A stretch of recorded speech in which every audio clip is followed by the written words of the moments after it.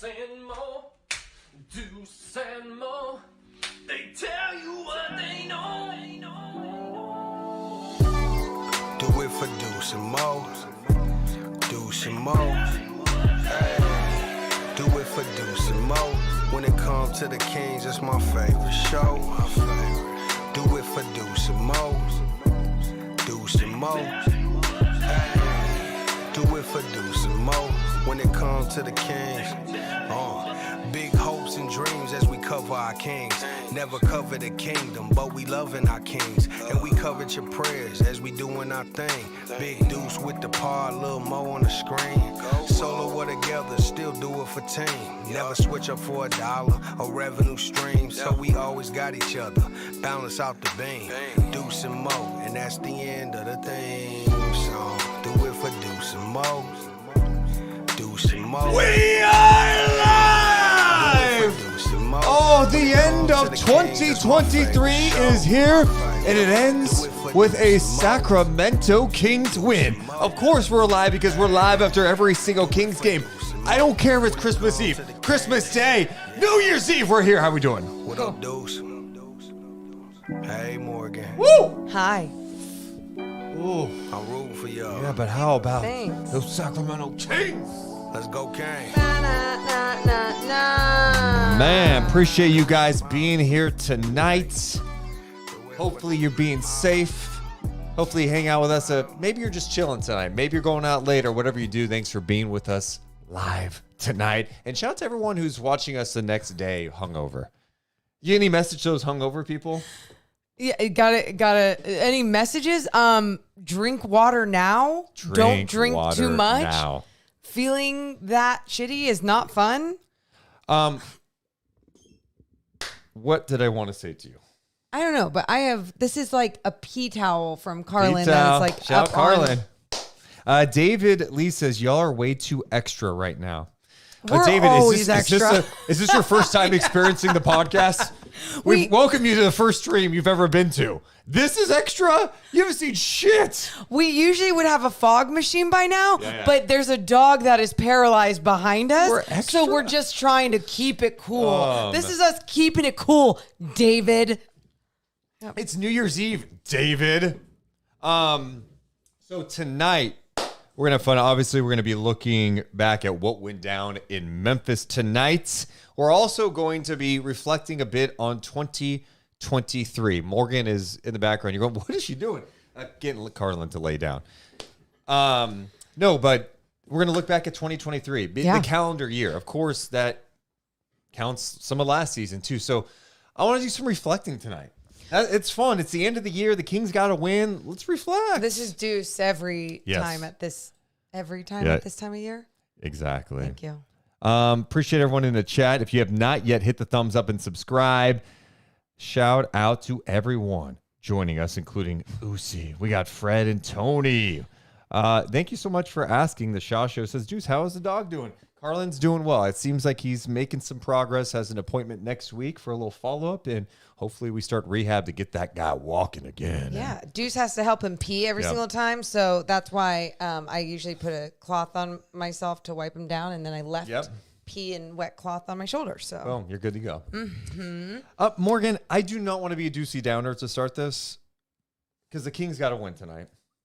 What in any way, shape, or form could you be a Deucey Downer right now? Like, this is fun. You get a win. Am I not allowed to be honest with you? Not allowed to be honest? This is weird, but go on. I just think this game might have been differently if Ja Morant played tonight. And this Memphis team just trying to find a way to kind of get it together without Ja. And, you know, if he plays tonight, is it a closer game?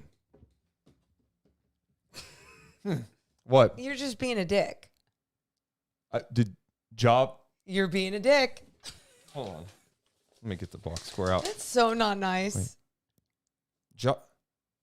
Ja Morant played 31 minutes. I swear to you guys, my mistake. Usually I'm logged in. Maybe it's New Year's Eve. I didn't notice the guy. Tonight. That's so true. You know what? I lied. I did notice him. You know what I noticed Ja Morant tonight? Yeah, David, this one's for you. I'm being extra. I noticed Ja Morant when Fox said, give me the rock. Post that guy up, turn around, jumper in his face, bang! Tell me about Ja Morant. The league just slobbering all over this guy since he's returned, yet people aren't talking about De'Aaron Fox, and that's fine. Who gets the last laugh tonight? I didn't notice Ja Morant tonight because the Kings defense was locked down, allowing 39 points in the second half against the Hawks tonight. You know how many points they allowed in the second half to Memphis? 34 points. Do the math. That's legit.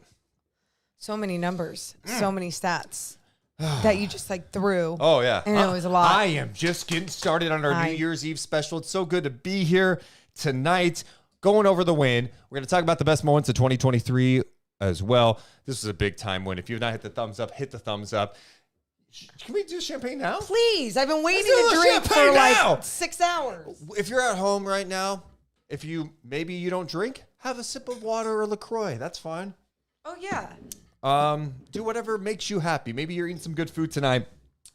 We're going to be sipping on some champagne doing this pod tonight. One of my favorite shows of the year to do is around New Year's Eve because you get a the little... champagne hits me and I get a little buzz. And I'm just hanging out having a good I can't time. believe this is so... Well, this is the team we thought we would see more of this year. Yeah. Tonight they go on the road against Memphis and slapped them around in their own building. All of a sudden, Sacramento's 19-12. 19-12? Last year at this time, 17-14. Wow. How about that? How about that right there, huh? That's awesome. I really enjoyed. Well, I had the night off from NBC, so I was just watching a two-legged dog. Weird. I saw you on the pregame. You're right. So I never really have a night off, but I wasn't there, and just watching that game from home in the first half. I'm watching it, the Kings broadcast. Great, love it. Right. I got knocked off my very own YouTube TV that I pay for my entire family. Hold on. Yes, I love that sound. And so I was like, you know what? I'll go to League Pass. I go to League Pass, goes to Memphis broadcast. And I felt so bad. And like my energy was up and their energy was just like, tough. And it made sense. Like they were just like, this is one of those nights. And they were just talking all about the Kings and what they were doing. And so it was still nice to be able to hear a lot about the Kings. Big time performance. Hey, Scott, what's up? Cheater in the house. Adam, thank you for the champagne. Mo, what's up? Boxer, loyal Sac Kings fan. Hey, Brad. Homer James, how you guys doing tonight? Oh. That's all, huh? I'm not a professional champagne pourer. I didn't know I was going champagne tasting. Like, here's 1 ounce. Like, it's Deuce has to get his line in. Yeah, thank you. Mm-hmm. And this is the good stuff, huh? Sure. Could give me Kirkland brand. I don't care. As long as it's got bubbles on it. No, that's way too... That's what a hangover is. There's your hangover tip of the night. Delicious. Don't drink that. Yeah. All right. I'm ready to pod, man. Sarah says, are we streaming in the pea sweater tonight? I don't know if that's really pea, but go ahead. It's water and pea. It's a mixture, so it's diluted pea. You took a sip before... I need you. This tonight is about me. I've been waiting to drink this. All right. Here, before we start the pod tonight, we're going to have so much time to reflect. But early on, for the people who are hanging out with us early, you know what? Thank you. Appreciate you guys being on this ride with us this year. The last year has been so fun as Kings fans to enjoy. And what a way to cap it off with the Kings win. Cheers. Cheers. Anything you want to say? Happy New Year. Let's pod. Thanks so much to Geeky Nana donating $10, saying Happy New Year. Happy New Year to you. Happy New Year. Thank you. So kind. Fred says, could you imagine if the Kings played tough defense like this every night? No, but it was fun tonight, Yeah, no. Shotgun the drink dues. We're not going that crazy. Nope. Drunk on LaCroix says, appreciate you guys streaming after every game. Of course, that's what we do. Yeah. All right. Deuce and Mo, our podcast. It's coming down in 3, 2, 1. Hit my music. Deuce and Mo. Deuce and Mo. Deuce and Mo. They tell you what they know. Deuce and Mo. Deuce and Mo. Deuce and Mo. The podcast that you know. Hey, welcome into the Deuce and Mo podcast, our New Year's Eve special. Recording this just after the Kings go to Memphis. Oh, my goodness.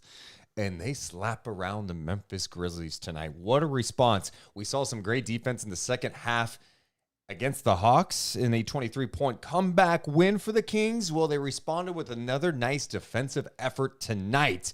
They held Ja Morant in check. And in the second half, they only allowed 34 points from the Memphis Grizzlies. And the Kings take on a team that has, two defensive player of the years? Jaren Jackson Jr., Marcus Smart, and put up 123 points. Yes, the Kings win tonight, 123-92. Domantas Sabonis with his 6th triple-double of the season. He had 13 points, 21 rebounds, 12 dimes. De'Aaron Fox with 24, and Malik Monk with 27 points. And the Kings are 19-12 at the end of 2023. I'm Deuce Mason. That's Morgan Reagan. Each and every one of our podcasts presented by our friends who are at Northwest Exteriors. Check out their website, northwestexteriors.com. Morgan Reagan, how are you on this New Year's Eve? This is the way that I wanted to ring in the new year. What was the game right before Christmas? Was it Celtics? Yes, Celtics, I believe. Maybe no, there's Suns. But my point is, I remember going into the holidays and not feeling like all that great about the Kings.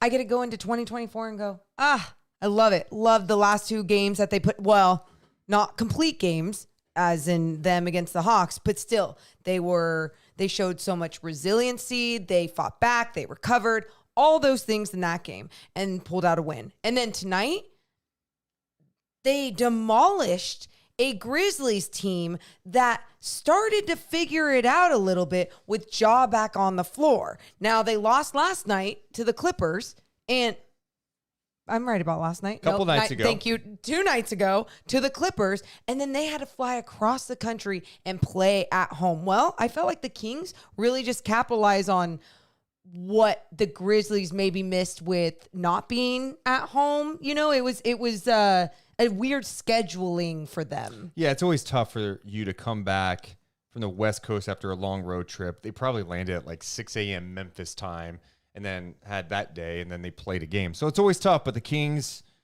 didn't really care. You know, they've had advantages before they haven't really capitalized on, and tonight they absolutely did.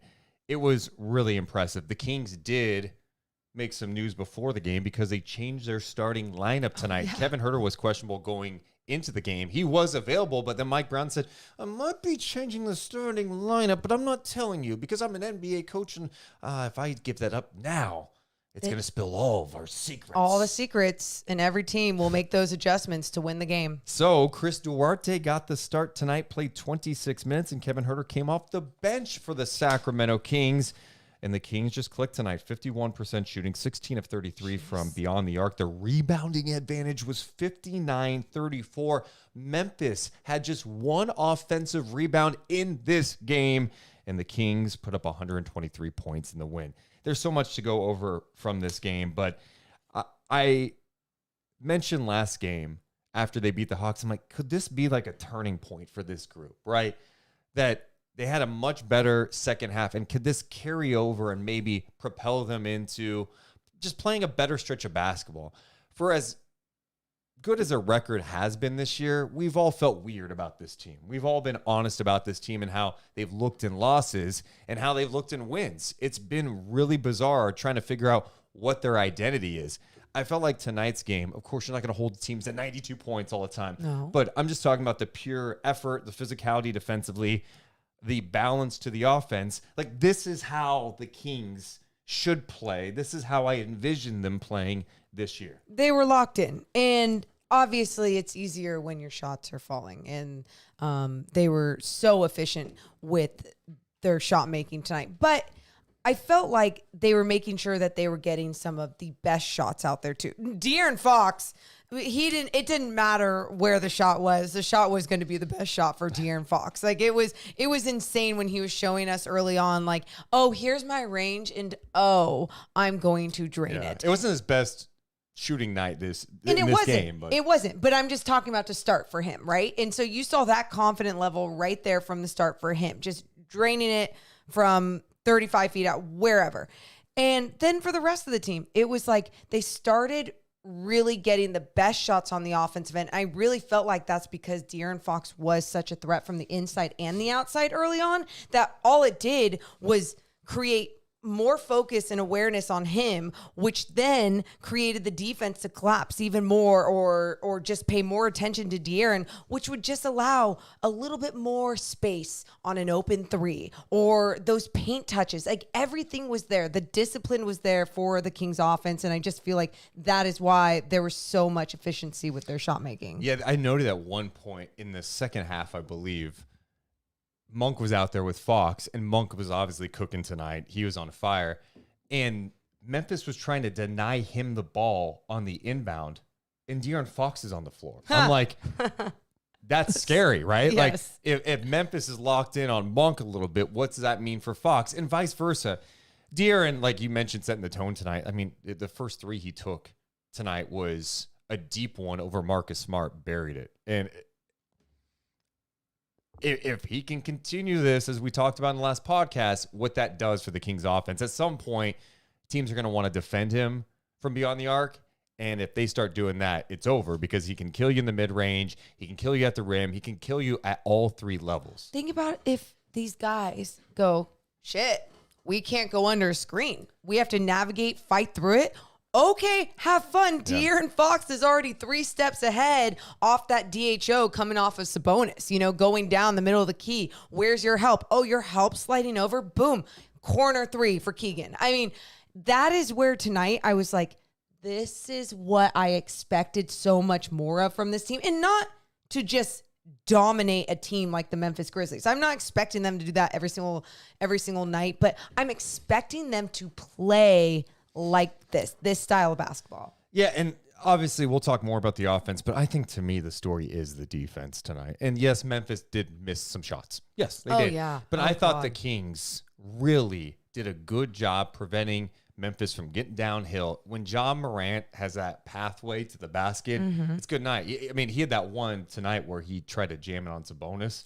That was about to be nasty. Was that really a foul on Sabonis? I thought Ja put his He was hand. in the restricted area, and I guess he was there. Okay. I guess, yes, because he was in the restricted area. But Got you're it. right. I didn't feel like Sabonis really tried to do anything on And that. Ja put his hand Yeah. on Sabonis. So I was like, wait, what? Okay. So anyway, Ja Morant, 17 points, but 7 of those points came at the free throw line. He was 4 of 12 shooting, 2 of 4 from 3. The number I was looking at going into this game tonight was the transition numbers.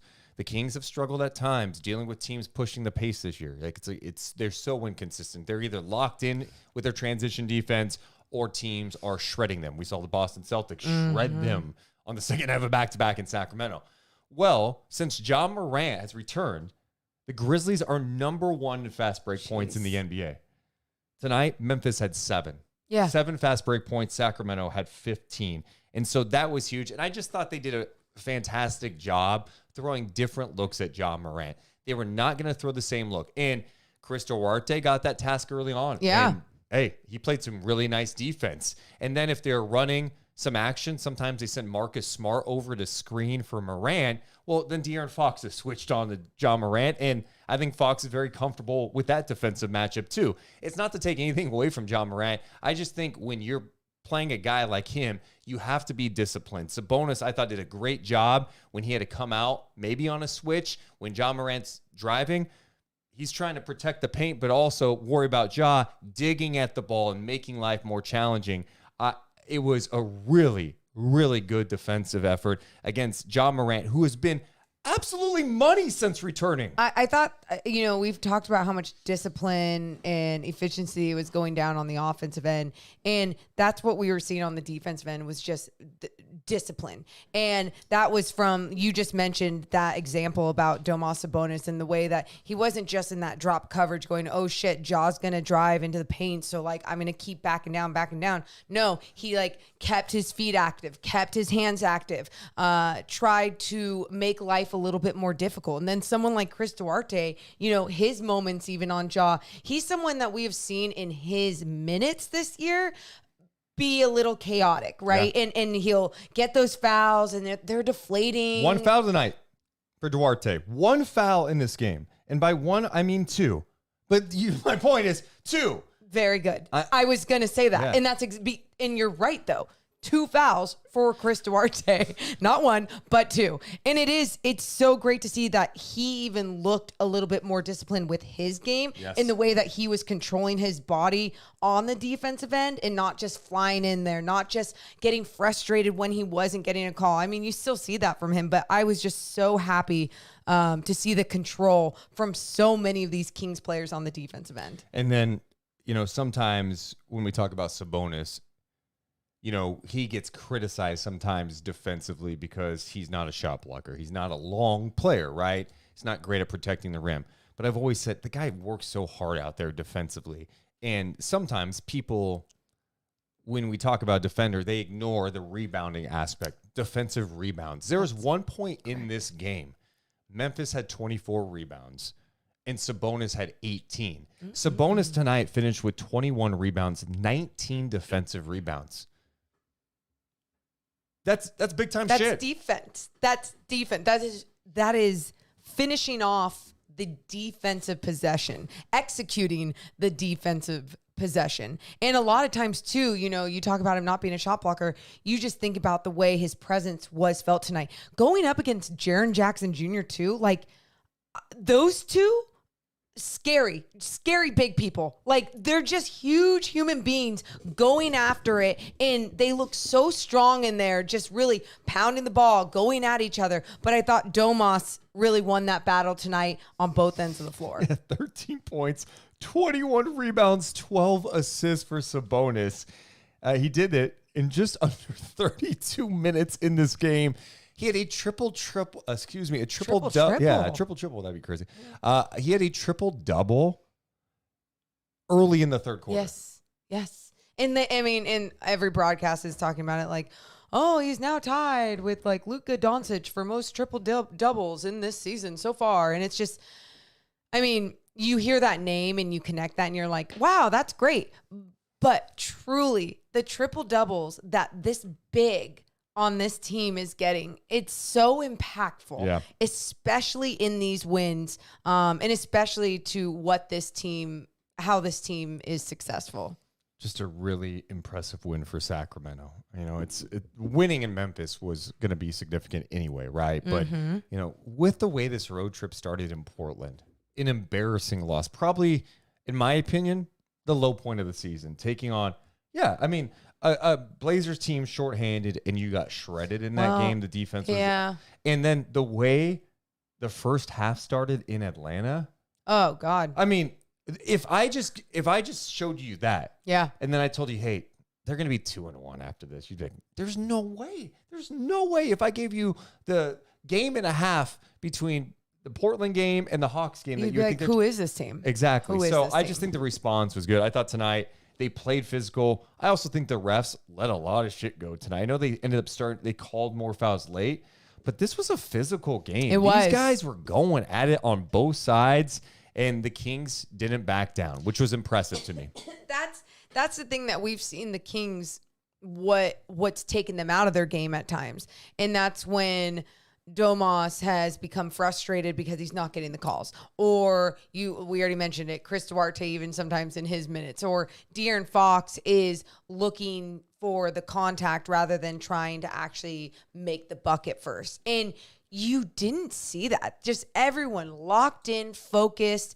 It was probably one of my favorite wins of this season. And I don't know if it's because they just dominated. I don't know if it's because it's New Year's Eve.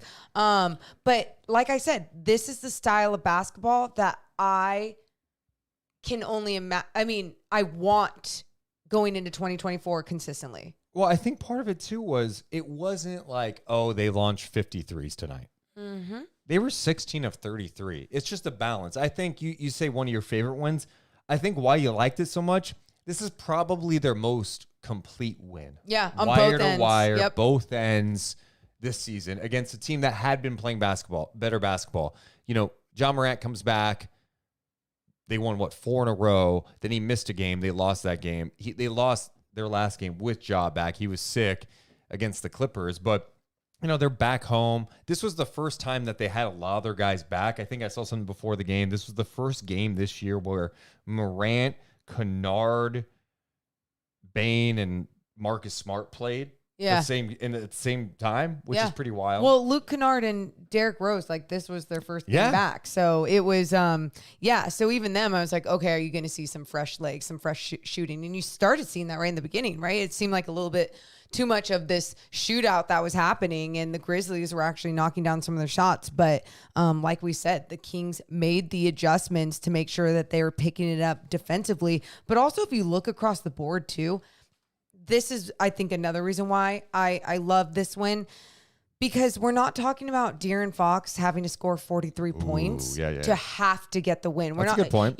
Because there has been so many times this year going, God, if he wasn't on the floor, what would you do? And it felt like with a little bit of everyone's help out there, they found this win. I mean, even someone like Harrison Barnes in his 20 minutes having 8 shots, and I say that because sometimes we see him out there and he is not even taking a shot, and he finished with 11 points. Well, the Kings led 70-58 at the half, and the start of the third is always important, right? Especially when you're up, you're like, you want to capitalize on that.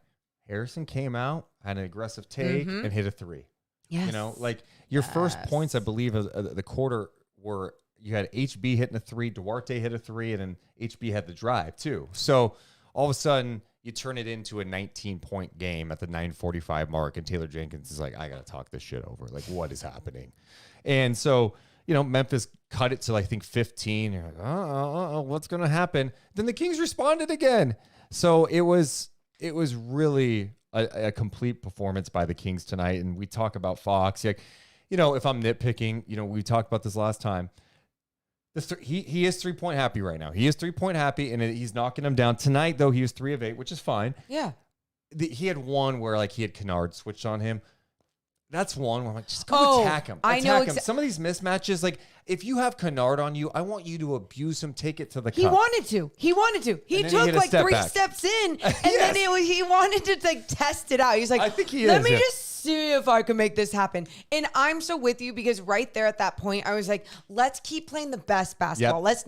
Let's not, there's no reason to experiment with that at this point because you had an easy layup on Luke Kennard. I agree with that play, that possession.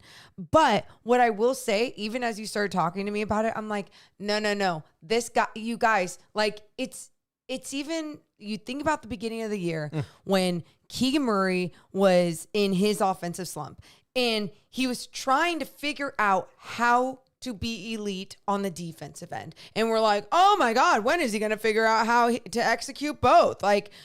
He started to just keep growing and developing right in front of our eyes this season because he kept trying. He wasn't going to not take a shot just because his legs were tired from what he was doing on the defense end. My point of this being is De'Aaron Fox, he's not just chucking up threes. Sure, that play that we just mentioned with the Luke Kennard, that felt a little bit more like it. Not the smartest play, especially because he could just totally take Luke Kennard to the rack. But at the same time, I love and appreciate his confidence right now with his shooting. Oh my God, dude. And we're seeing that is truly becoming something special, a special part of his game. And I don't think he's going to just settle all the time and lose sight of what he can do, get into the paint. He's going to be able to do both. Just let him experiment and develop. Morgan, this guy is unguardable right now. Yes. This season, he has been unguardable. We talk about some of the best one-on-one players in the game. He's up there. I mean, you think about what Anthony Edwards is doing this year. Incredible. Ja Morant, his first few games back, has been amazing. Yes. And I think De'Aaron now with the ability to create the threes. I think that's the other thing that I want to keep mentioning. It's not like, hey, he's hitting some open threes. It's catch and shoot. There's paint touches and he's just knocking them down. It's like, no, I've mentioned this multiple times on the podcast, and I know some people are kind of scoffed at it and made fun of it. Hey, okay, Deuce.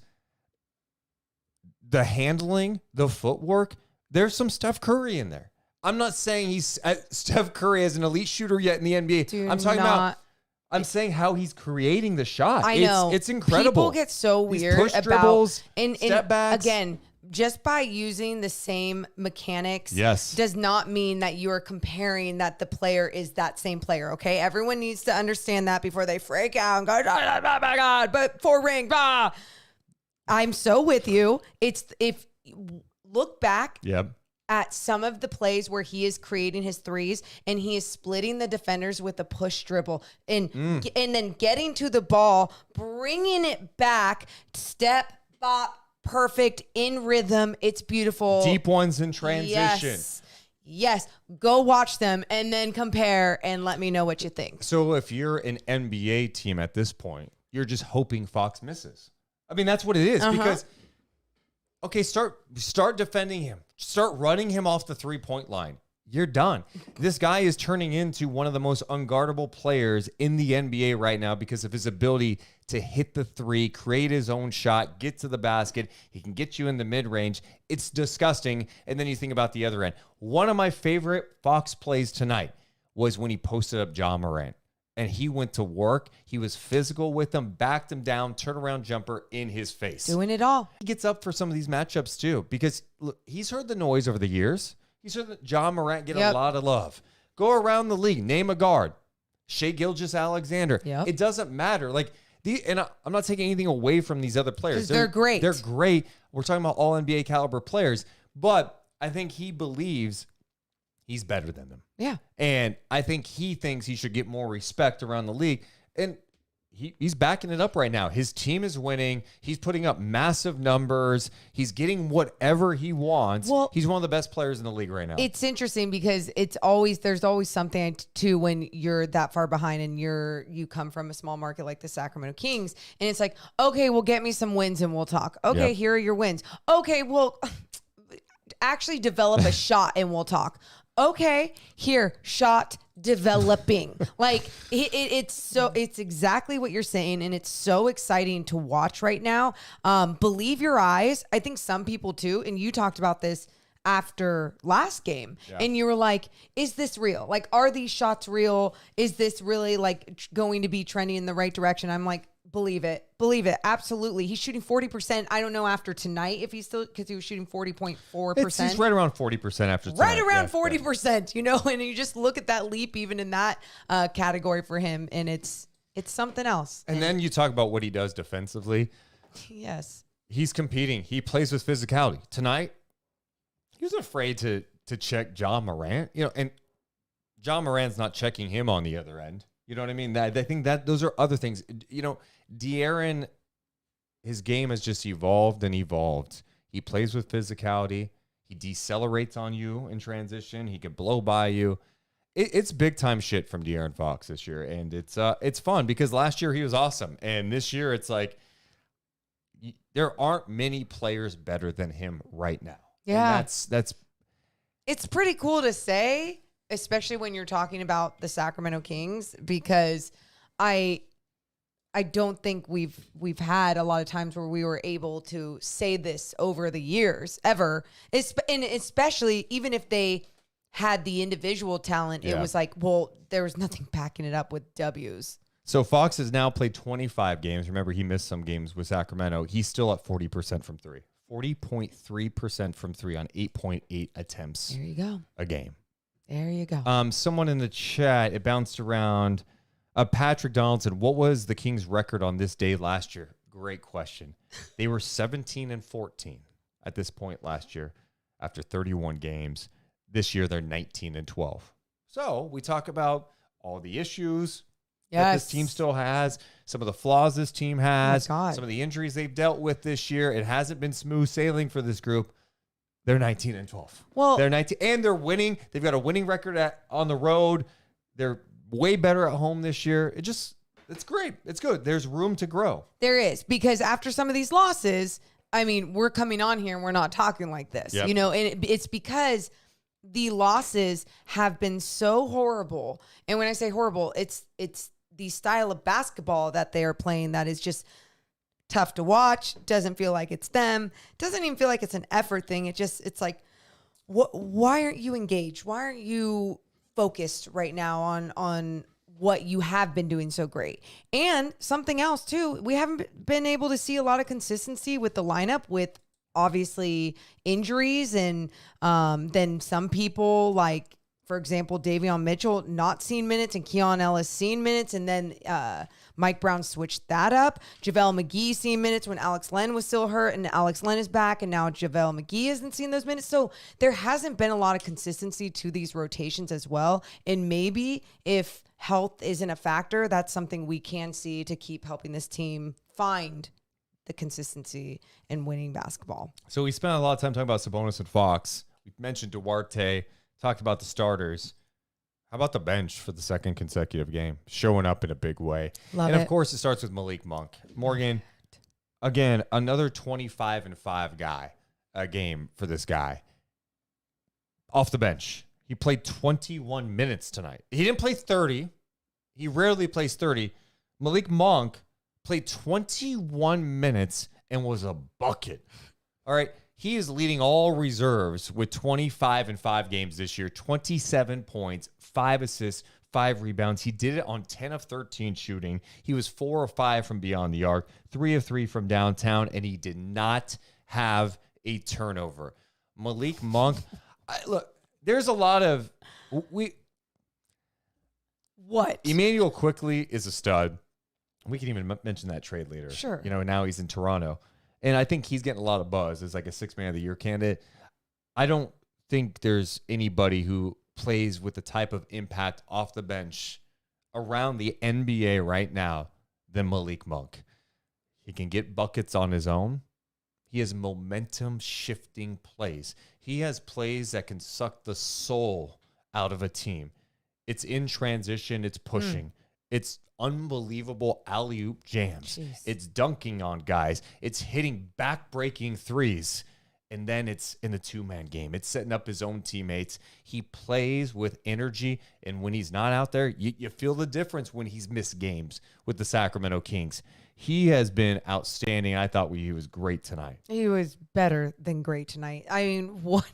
It was, he had the ball, even toward the end of the game, when the Kings were up by a lot, I got a little lackadaisical with watching because I'm like, wow, Morgan was, this game's under rep. No, this game's over. I'm bored. This is what I would do. Usually when I'm just like super locked, I'm watching every single, dribble, every single dribble up and down the floor. I feel like I would put my head up as soon as like the first pass was initiated on the offensive end. And every single time that ball seemed like it was touching Malik Monk's hand, it was either going into the hoop or another play was being made. I mean, how many assists did you say he 5? He ended up with 5 assists tonight. And that's, again, in 21 minutes while still scoring 27 points. That's why I'm telling you, it was, when he was on the floor, it was like, just magic was happening. It was so fun to watch. But even at the end, there was one specific play that really got me. Davion was pushing it in transition and had that alley-oop to Monk. Oh. It looked like it was low. Somehow Monk still got it and just dunked it down, flying, his momentum going forward. I'm with you, Deuce. 6 man of the year, like no doubt about it. And it's scary because when you have someone that's this good and he's not a starter, it's just scary to think like where his future could go and be. And yeah, but you know what? I'm not even there yet. We are 31 games in, and I understand he's going to be a free agent. I'm not worried about it yet. One, I think he likes playing here. I think there's a lot of season left, and who knows what the hell is going to happen. He's playing the best basketball of his career. He's probably having the most fun. This is the most winning he's ever had in his NBA career, and he's part of something special. And it's not just like, he's on a team where there's special. He's playing with one of his best friends in De'Aaron Fox, and he is a huge reason why the Kings are where they are. He was a huge reason last year that they were in the series with the Golden State Warriors. The guy, as I said early in the season, is first team all confidence. You can't break it. He is going to bring it every single night. Even if the shot's not falling, it's not going to stop him from putting in the work. Nope. So I really admire what he brings to this team, and he was really awesome in this game, setting the tone, leading the team in scoring tonight with 27. And I know we always talk about this with certain people, and we go, when they play with joy, like you can feel it, it's fun, you love it. But he truly looks like he is just having so much fun out there. And it's not even necessarily with his body language and smiling because he threw it down in transition. It's just like, I don't know, the energy, his aura, whatever he's giving off on the floor when he has that basketball in his hands, I just smile thinking about it. One of the biggest Malik Monk fans, I mentioned this before, is in our Discord, Daniel. Yes. He's followed Monk everywhere, but now he's in Sacramento, so he's digging it, right? Like he's always there pumping up Malik Monk. Mm-hmm. Loves the guy. He mentioned like today before the game, and I know they highlight on the broadcast that Malik always has a ton of family and friends go to Memphis for this game because he's from Arkansas. And they were there, 70 plus people, I believe Mark Jones said on the broadcast. Yeah. And then after the game, there's a video of him giving his shoes to a kid. It made me cry. It made you cry? I cried on the couch. Really? Yes. Why did that hit you? The kid started bawling. The kid was... I didn't see that. I didn't know. Oh my God. Champagne, please. I am talking. I know, but I just need a little more champagne. Shout out to my guy Swag rude what in the he's chat doing. in our Discord, by the way, who just was showing a little cheers as he watches Night Chat. Aw. Everyone right now watching us live on Night Chat, New Year's Eve edition, thanks for being here. Cheers to you. Hopefully you're enjoying this. Hit the thumbs up and subscribe. We're also going to be taking some Discord calls later on to talk about this last year of Sacramento Kings basketball as we reflect tonight. It's going to be a party. We're having a good time talking about this game. Tyler in the chat says, I cried too when Monk did that. Dude, the kid couldn't stop crying and he was just crying into his mom and just so happy Yeah. and he couldn't stop. And I could just feel it because I was like, you think he was wearing a Monk jersey, like he was a Monk fan, and it was just such a cool moment. Ugh. You know, I think it's one of the most underrated things. Athletes, like, I think some get it for sure. They understand the impact. Yeah. But that kid will never forget that moment. Never. I'll never forget some of the times I met NBA players. I didn't have an experience like that. I remember being at the old Incredible Universe in Natomas that eventually turned into a Fry's. It's probably 1995. Mahmoud Abdul-Rauf was with the Sacramento Kings, and he was doing an autograph signing. My uncle, Scott, took me there. I think Mahmoud was like, I don't know, an hour and a half late. But guess what? I'll never forget getting his autograph, and I still have it to this day. Wow. Yeah, or standing in line at JCPenney. Shout out to my late grandma who took me there because John Barry and Lawrence Funderburk were signing there. So cool. I got a little stuffed Kings basketball signed by John Barry and Lawrence Funderburk. Wow. Those moments stick with you as a child. Or when it, like 2001, 2002, the Kings, Vlade Divac and Peja Stojakovic, they were doing a toy drive at Tower Records. Yeah. And I went. And if you donated a toy, you got a free autograph. The line was miles long. Anyway, they weren't there long enough, right? But they took down names, and they sent me an autograph in the mail, Vlade and Peja. Side note on that, Vlade actually handed me a cheeseburger. I don't know if he thought I was like an orphan kid, but he had a whole bunch of McDonald's with him, and he handed me like a cheeseburger while I was in line. Yeah. But those moments stick with you. Forever. Yes. Forever. You know what's so funny? I didn't have any. Cheers to everyone too. Oh, We're look seeing at the this Discord. is so cool. Our Discord right now is sharing pictures of them watching our Night Chat. You guys are so cool. Thank you. Yeah, as a kid, I never heard about those events or went to those events, but it's funny because even my sister did. She went to like a Toyota or something and like got a signature from Vlade or someone. Wow. Yeah. Yeah. And that was for her too. Like she became a Kings fan because of that Yes. interaction Yes. or whatever happened. And then obviously watching the Kings and Mike Bibby hitting a big shot was like her next thing. It's cool what these moments and then obviously having those interactions can actually do for the rest of your life. Wow. Yeah, We I went know. off on a little bit of a tangent Yeah, there. we did. We just talked about Malik Monk's impact, not only on the court, but with the youth of America. All right, let's talk more about the bench, Morgan Reagan, because that was not the only member of the bench. Who do you want to go to next on the bench? Because I could talk all day about the other guys. You pick one. Pick one. I want to talk about it. You Let's know go. what? Let's go. I'm fired up. Yeah, no, calm down. Let's go to Kevin Huerter next, just because he had to come off the bench and not be in and not be a starter. It was how is he going to react? What is he going to do? He was fine. Yes. He had a couple of nice moments defending Ja Morant. Here's my thing with Kevin Huerter, big picture wise with him. I'm big on track record. This guy has been in the NBA, 6 years now? He's been a 39% three-point shooter in his career. He is having probably the worst stretch of his career right now. Yes. Okay. But I trust the track record. And I hope this can be, I don't know if this is a temporary move by Mike Brown to put Duarte in the starting line because of how he played defense. Whatever it is, I hope this can get Kevin Huerter going because I don't believe Kevin Huerter is the type of player that's playing basketball this year. Like, I believe he's a guy from last year and the year before that in Atlanta. I think he is a good player in this league. He's not perfect by any means, but that is a tough adjustment tonight to come off the bench.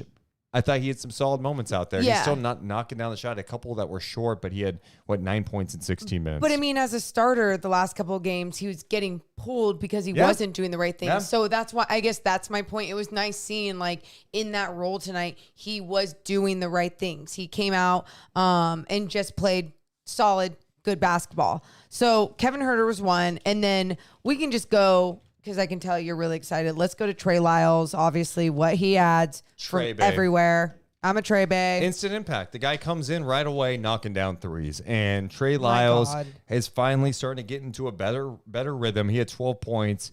He had 3 rebounds, and he did it in 19 minutes, 4 of 4 shooting, 3 of 3 from beyond the arc. Yeah, the guy hits timely threes, and I love what he brings off the bench. I think the guys obviously I was most excited about tonight off the bench, Malik Monk. Alex Len. I think we all we're like, I think the Kings do miss him.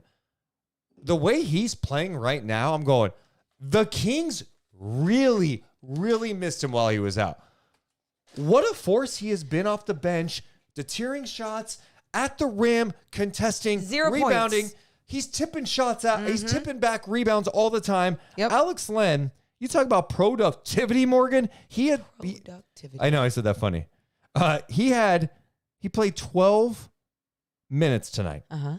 He had 8 rebounds, 4 offensive rebounds in this game. Yeah, Love what he brings. That's it. I mean, that's why I mentioned 0 points, because it wasn't about him contributing as like an offensive force. It was him doing all the other things. Yeah. And since the beginning of this year, he has been doing all the other things at such a high level, and it has made such an impact. And that's why when he went down, it was felt. It was really felt. Obviously, I think more so because when JaVale McGee would go in, there was just a lot of mistakes that were being made, and he was asked to do more than what I think his role really needs to be on a team like this. But Alex Len, fantastic job playing in those 12 minutes, like you said, getting those 9 rebounds, and just being a force on both ends of the floor, making guys have to battle, his presence being felt if they were coming into the paint. Great job. Davion Mitchell. Another Davion Mitchell tonight. I am so happy for him. Same. And look, this is what's tough about an NBA season, right? When you're kind of the guy that's maybe a fringe rotational guy, like Davion is at this point. So is Keon Ellis. Yep. Keon had some nice moments. Keon was supposed to play against the Hawks. Mike Brown said, you know what? I'm putting him in. I'm putting Davion in and see what he can do. He impacted things. He came into tonight's game and impacted things. Not only what he did defensively, just playing physical, but man, I just feel like he's being like ultra decisive. Like he is 8 points and 4 dimes tonight for him in this game.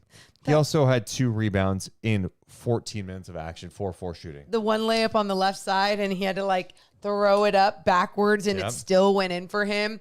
It was luck, but it was one of those things where he still stayed as in control as he could be when he was going full force down in transition. And then obviously, what was it? Was it 1 or 2 other layups? I think it was for him. Whatever. It was just the way that he was getting into the paint. His handles looked sharp. And you're right. He was making a quick decision. He wasn't getting into the paint going, oh shit, do I shoot it now? Now that so many arms and guys are around me? No, he was making quick decisions. And I love that I don't know. It seems like he has been really making sure that is a point of emphasis in his game. I think you mentioned this maybe a couple of games ago that you were like, you know what I like that Davion's doing right now is he's not playing and he is talking to Keon Ellis, encouraging him, helping him out. And I know we all think I don't know if we all do, but I think some could argue this whole like all-in poster that Mike Brown has for his team that they all signed before the season can be corny, right? Like, are we all in? Sign it, you know? Like, of course you're going to sign it. Can you imagine being the one guy like, hey, do I have to? Like, of course you're going to sign it. But my point is, I feel like they do embrace it. So That's what I'm saying. I can call it corny, but they embrace it. Yeah, dude. So just hear me out. Okay. Davion Mitchell, it's not easy not playing. Right. When you go, this team sucks defensively. I'm one of the best on-ball guys on this team. I should be out there. And then you're not playing. You didn't really have an impact in Game 7 against the Warriors. Your role this year has been up and down. You worked all off season on your game. And now Keon Ellis, a two-way guy. Excuse me. Gross. I'm drinking champagne. Yeah, but like, take a breath then, huh? You're a two-way guy, and Keon Ellis is playing ahead of me. This guy's not pouting. This guy is being a good teammate. He's helping. And then when his name is called randomly, when maybe he doesn't even know he's playing, he comes in there and he's bringing it. And so I give a huge credit to Davion Mitchell for staying ready. It speaks volumes to the professionalism. Same with Duarte. Duarte goes from not playing to now he is starting tonight. This shit's not easy, all right? You think about it being an NBA player and how mentally taxing it can be when you're going through struggles and you're not playing. To go out there and be ready when your name is called, that's big time shit. And two things. Chris Duarte, I did a one-on-one with him, King Central, and I told you right after I did it, one of my favorite things that he said was, this is the most fun I am having playing basketball, and I am not even seeing playing time. This was literally before he was DNP. And he is saying, I have so much fun, and I know I'm still being a part of this team and making an impact if I'm down there on the bench and I'm cheering for my guys and I am doing, and that is what all in is for them, and that's what it means, or part of what it means. And the corny thing or whatever, it's funny because maybe I just don't see it like that because I played on teams. But here's my thing, because I go, if we had something for the podcast, if we're like, all right, Deuce and I have an all-in contract, like, hey, we have to make sure we're focused going in, you and I would be locked in to our contract, while everyone else would be like, what the shit is that? But my point to that is,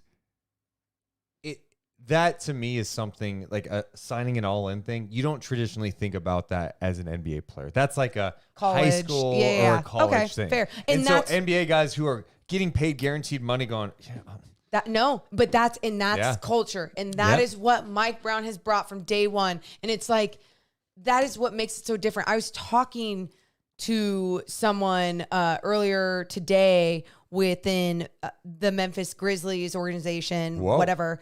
I mean, what? I mean, they do like media stuff, whatever. Morgan was talking to Ja Morant. I was talking to Ja Morant today. Desmond Bain? And we were just talking about, they were talking about like, oh, it just hasn't been as fun lately with, like the type of basketball, but it's great that Ja's back, blah, blah. And they were just talking about media and guys coming out and guys not showing up, and how Ja Morant is showing up for pressers and media scrums and all these things, and other guys are kind of like being lazy about it, whatever. And I'm like, oh, that's not on them. That's on the culture. That's on people above them making it a standard and holding them accountable. Like, win or lose, you got to get your ass out there and talk. You got to be a pro. And I feel like with this Kings team, ever since it's been Mike Brown, you don't even have to. There hasn't been anything like that. And you remember the old days with the Kings. There was a lot of that stuff to worry about. I don't think about those times anymore. Not anymore. Morgan, who would be your rock and soul player of the game? Malik Monk. Malik Monk, without hesitation. I put that poll question to the YouTube chat. Shout out to everyone hanging out with us on New Year's Eve. Cheers. It's actually past midnight on the East Coast right now. 9:03, 12:03. Happy New Year! East Coast New Year! Cheers. I need some more champagne. Oh my God. Whoa. Someone. Yikes. Wow. 2023 back east, huh? How about the Kings? It's 2024 back east. Yeah. There you go. Yeah, you're right. 2024. How many times are you going to do that? I don't know. Too many times. 2024, dude. Is that crazy? It is crazy. I put that poll question in the chat. Who was your player of the game? The options: Sabonis, Fox, Munker, everyone. That defense, baby. Oh. The people have spoken. They say Malik Monk. 37% of people voted for Malik Monk. 30% voted for everybody. That defense, baby. 29% for Domantas Sabonis with his 6 triple-double. And then De'Aaron Fox with 4%. Well, Morgan says Monk. The people say Monk. What about Deuce Mason, who who's part of the actual selection committee, the one-person committee who selects the rock and soul player of the game? What did he do? Oh, nope, God, that's the wrong one. it, Deuce. That's the wrong one. What about Deuce You Mason? might need help, one-person committee.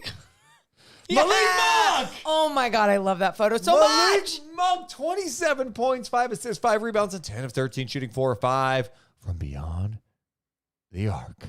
Oh, What a He's gem. our Rock and Soul player of the game, Rock and Soul Diner. I might have to go there tomorrow for a little breakfast, let me tell you.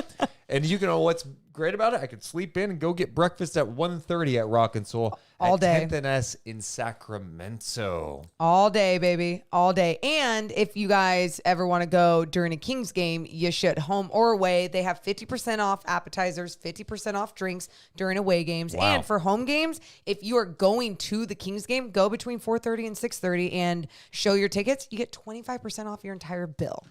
Love it. Appreciate Rock and Soul Diner. Go there before a game or just go there whenever. They're awesome. Local business supporting the Deuce and Mo podcast. All right, Malik Monk. I did want to show you this picture because the picture we showed was Malik Monk, for the audio people, him hanging on the basket after a dunk. And what's great about this photo, I'm going to try my Oh, I'm gonna- yes. I'm going to go to a second screen here to Okay. show this. So this is the photo of Malik Monk hanging on the basket, okay? How cool is that photo, So right? cool. Love it. But if you zoom in on this photo, see if I can do this Is that right. gonna let you? Here, let me. Man, look at this guy right here. This guy's face. This Memphis Grizzlies fan, straight face, just looking at like, are you kidding me? I'm sitting second row tonight, and this dude, is what I get. this dude is hanging on the damn basket. Are you kidding me? If you went, This woman is pissed too. if this is the game you went to for New Year's Eve, like, and you're about to go out, I mean, that deflates your energy. Everything. It's amazing. That's great. It's so amazing. Let's see here. Also, hey, if you're in the live chat and you want to hop in our Discord, you can join Discord. It's discord.gg/Deuce and Mo. If you go into the night chat lobby, we'll take some calls in a bit because we want to go over with the chat and with callers too. If anyone wants to hang out, it's fine. We don't need you. We're going to go over some of the top moments of 2023 when it comes to the Kings. Some of our favorite moments. Ooh. We also should mention that tonight's podcast presented by our friends over at Northwest Exteriors. We're at the end of the year. I'm just going to be real honest with you about something. What? I appreciate some of these businesses like Rock and Soul Diner, Aw. Northwest Exteriors, Sharif Jewelers, TR Reagan, Yeah. Isaac Fitness. These businesses, they advertise the traditional way too. But Northwest Exteriors, who's like, they're on NBC Sports California, and they partnered with us because they saw what we were doing with the podcast. And They saw the community we numbers. have. Yes. And it's great. Yeah. So anyway, we thank them so much. If you're looking to get new windows in 2024, you got those single pane windows, use Northwest Exteriors. They're local. They don't subcontract. They got a showroom in Rancho Cordova. You can check out all the windows. It's amazing. We got some done in the studio. It's been a game changer. Noise I canceling. highly recommend them. They're Kings fans too. Yeah, especially for the new year. Yep. If you're just like, what is it about my house that I possibly want to change? Maybe it's your windows, and just get a free quote. That's what I keep telling people. I'm like, just give them a call, get a free quote. You don't have to go through with it, but at least you know, oh, this is the direction that I want to go if this is the changes I want. Yeah. And of course, they've got the best jingle ever. Simply the best. Trust Northwest. You're so good at that. Thank you so much. Uh-huh. Morgan, should we do the moment of the game too? Might as well do the moment of the game before we start reflecting back because I'm in reflection mode in a second with Yeah, the you chat. are. I love talking to the chat. Deuce loves a reflection mode. Okay. Sharif Jewelers moment of the game. You know, one of the most popular times to propose is around the holidays. Yep. But you know what? You can also do it in the middle of January. Go to Sharif Jewelers. They got everything you need. I love that. Yeah, although it might be December, you can literally propose at any time. Yep. And truly, now that I've experienced everything at Sharif Jewelers, I'm like, oh no, it's the place to go, whether it's fine jewelry or you're a watch connoisseur or you're just trying to figure some things out if you even like this type of stuff. Just go check it out. They're local. They're some of the greatest people I have ever met, and I'm not even kidding. And every time, you can also get their world famous coffee that they give you every time. Dude, it's so good. One. Two, one of my favorite things about the Sharif Jewelers family. Yeah. Someone from the family is at one of their stores At all times. So check them out. All right, Sharif Jewelers moment of the game. A couple of people mentioning Monk giving the shoes, not donating, donating the shoes to the kid like he was in a shoe drive. Giving the shoes to a kid. That's so cute. That's a tough one. Why? What's your? You know what? That De'Aaron Fox, like That's the one. The Fox on Ja. The Fox posted on Ja. I had the 3. I even have that confident 3 on Smart early on. It's crazy because we made Malik Monk our player of the game, but it's just that those moments for me were like, oh yeah, there's something happening here. My moment would be, and I like the Fox 3 to start the game, the deep 3 over Marcus Smart, the confidence. My moment would be him posting up Ja Morant, turnaround jumper, boom. Oh, there's Nick in the No, chat. Nick, wait, we'll get to you in a second. That was Nick checking in. Nick, we'll get to you in a second. My goodness. In the chat, moment of the game from Be Grateful says Mike Brown joining the 2-man trap from the sideline was an excellent 3-man trap.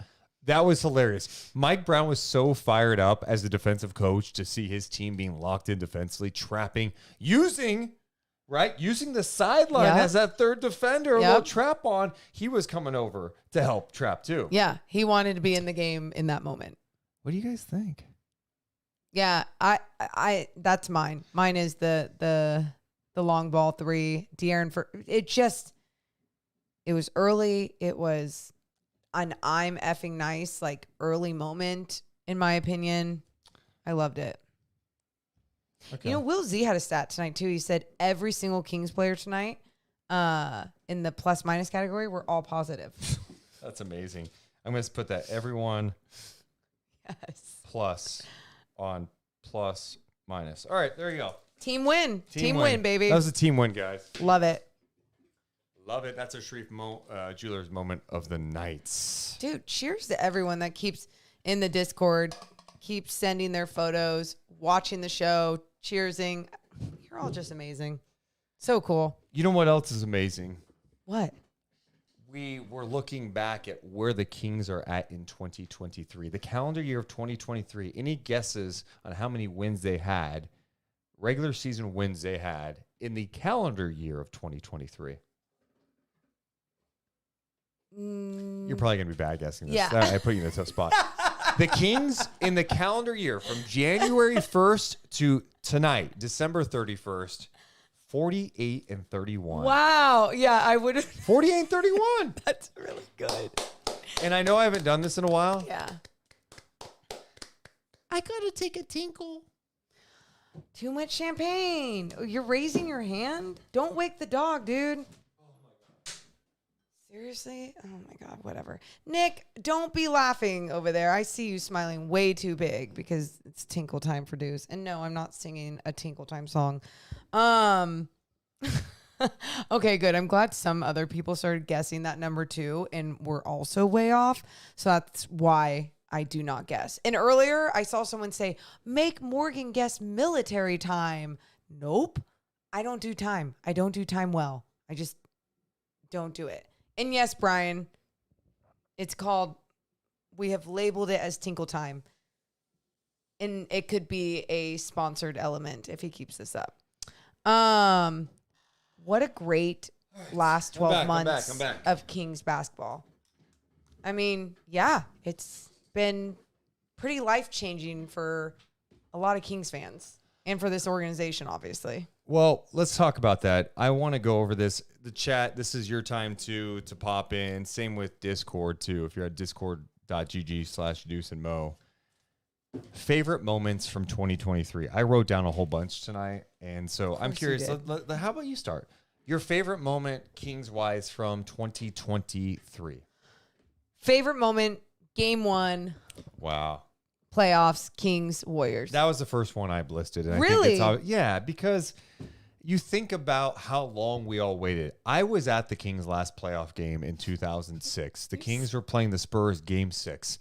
I was working as, I think I was 17 at the time, 17 years old, Del Campo High School. I was working at KFC A&W. You're an old person that has told this exact story many times, and you're like 35 years old. And if you know anything about this, if you know anything about the business, Morgan, there's some people who have never heard this story before. Correct. Yeah. So and I think it's honestly. So you're ruining my flow right now. You're ruining my flow. Just let me. Can I tell my story? I think it's really sweet and old, and it's not old. We're working on KFC. You know what it is? It's egotistical for you to assume that people have heard this story before. We've got so many more people that listen to us now that listened to us at this time last year. Got it. So start the story, please. So I was at the Kings' last playoff game in 2006. All right. Rick Alman's final game as head coach. I sat in the upper level, bought my one ticket. I actually went with some friends too. Sat in the upper level, and you just knew it was like this was the end of like an era. I didn't think it was going to be 16 years, but that game one, as you mentioned, Morgan, it was beyond special. Who could forget 25, 30 minutes before tip-off, everyone standing, going crazy. I remember walking outside before the game because it was an early afternoon game, and I'm like, Doco was packed. But I get chills thinking about that moment inside the arena, 25, 30 minutes before the game. The place is rocking. During the game was awesome, and they won game one. De'Aaron Fox's first ever playoff game, and he dominated. It was beyond special. Agreed. That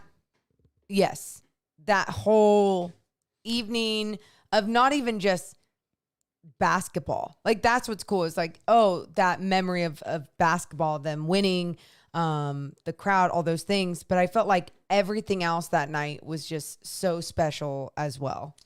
It was one of my favorite times, honestly. And it's crazy, too, because in that series, we made new friends. Well, you know what's friends. funny? Like, that was going to be one of my favorite things that happened this year was it's crazy that winning basketball in playoffs led to friendships that I will cherish forever with these people. Within our podcast community and our Discord, and then we met Kendra Andrews, who you guys might know. She works at ESPN. Awesome. One of our favorite people, Anna. She does some stuff in the NBA. I love it. Behind the scenes. One of the best people ever. Maddie, who used to cover the Warriors in San Francisco, moved to Michigan. We met all these people, and it led to late nights in this series, and we built friendships. We have a group text to this day, and it's amazing how sports, a game of basketball, can bring people together. Yeah. And that would not have happened if the Kings did not make the playoffs. Yeah. So anyway, game one, awesome. Thank you, Kings, for winning and making me some new friends. That was the top of my list. Love it. Also, put your stuff in the chat, people. We'll get to some of them. My next one, I put airport. After the Kings clinched in Portland, they had 2 games in Portland. They flew back home. I'll never forget. I was like, Morgan, I think I'm going to go out there after the podcast. And I went out to the airport and seeing hundreds and hundreds and hundreds and hundreds of Kings fans late at night at the airport just to greet the team. Insane. As they landed in Sacramento. I did not go. You just don't see that in other places. I did not go, but then hearing the stories after and then obviously seeing all the footage, I was just like, oh my God. I had a little bit of FOMO. Yes, absolutely. One of my moments. Yeah. The playoff beam.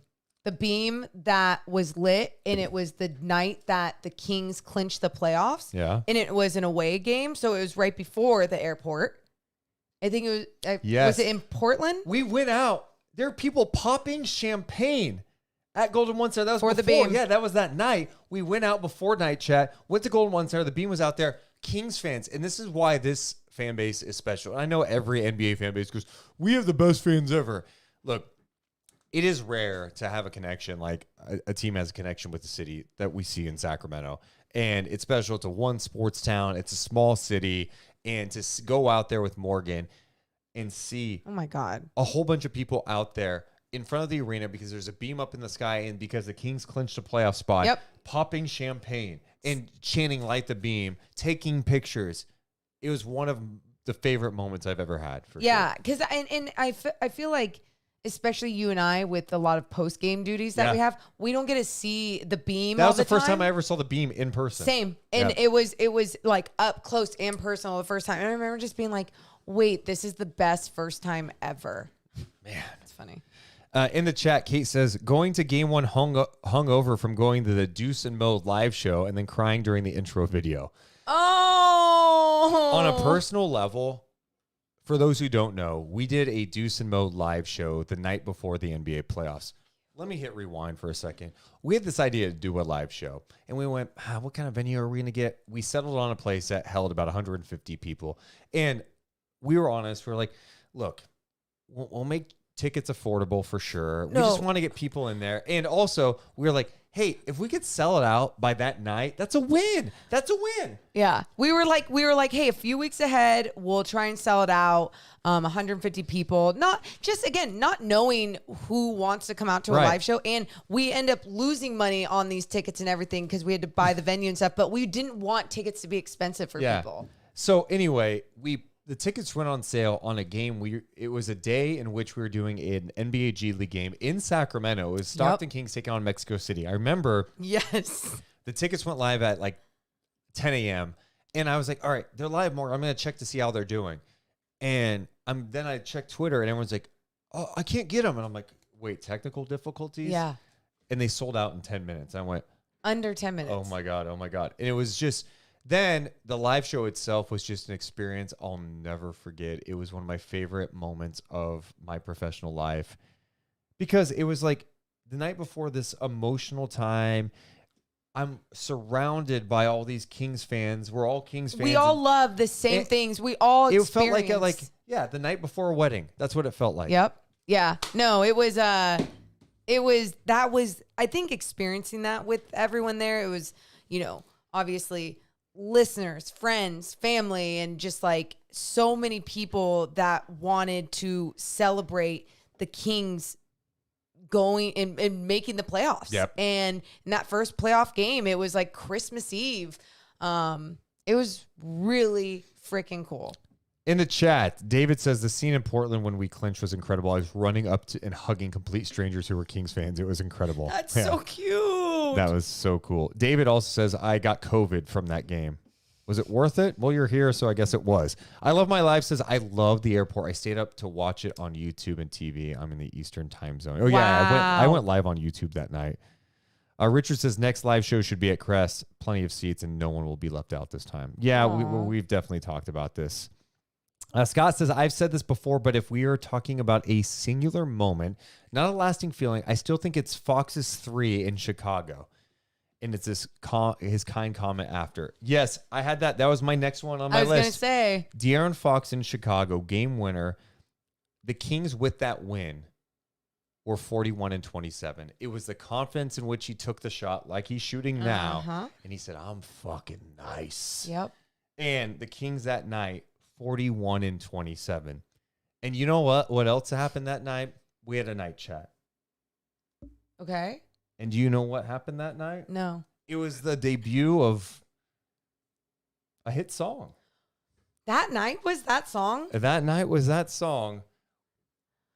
I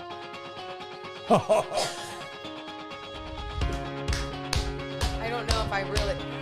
Come on, Morgan. You remember this? I think. Did I start too late? Yes, I think you might. Okay, Yeah, no. do it again. You want me to do it again? I think. Let's pretend that the whole setup wasn't there. It was the debut of our favorite song. Don't you dare look down. Can't you see that gleam? It's a lit up town. I said, shut up and light the beam. This laser is a Kings fan's dream. They said, ooh, shut up and light the beam. Yes. All right. Oh, yes. Woo! Happy New Year's Eve, everybody.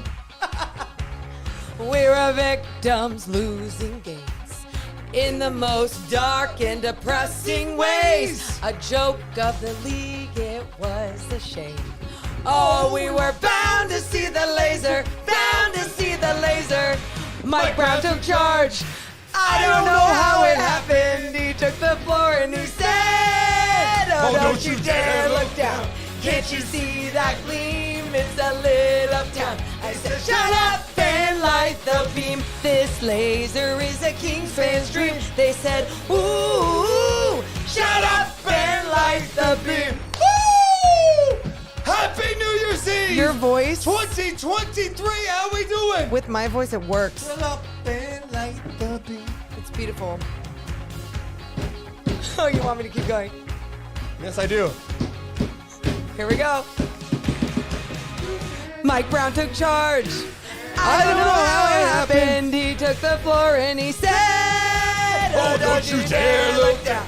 Can't you see that gleam? It's a lit up town. He said, shut up and light the beam. This laser is the Kings fans' dream. They said, ooh, shut up and light the beam. 2023 in the books. Bring on 2024. Woo! Oh, You're so dumb. You know, my grand charge. I don't know how it happened. They took the floor and they said. Okay, Oh, that was fun. I missed that. for how many times we've sung that song? You over there. Oh, I see you. You're singing the song how I used to sing songs in Japanese class. You don't know all the lyrics. Yes, I do. No, you don't. Test me. I'll do it by myself. Okay, start it. Ready? Go. We are victims losing. No. games. Oh, don't you dare look down. Oh, don't you dare look down. Okay. Can't you see the gleam? That gleam. That gleam, it's a lit up town. Shut up. No, Ben. I said you got to get the lyrics in there. I said, shut up and light Yeah, the but I beam. worry about my lines. I just say shut up and light the beam. Okay, so You're keep the going. singer. Shut up. Ben. Okay, so I said, shut up and light the beam. We were victims losing games in the most dark and depressing ways. keep going. This is, I knew it. Okay. Depressing ways. Go. What's the next line? The start of it. Give me the start of it. Give me the start of the line. A joke of the league, it was a shame. Oh, we were bound to see the laser. Bound to see the laser.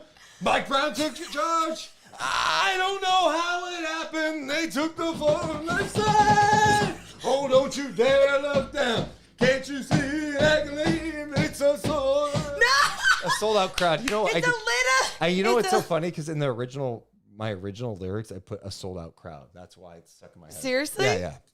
And then I fucked with your lyrics? Yeah. Okay.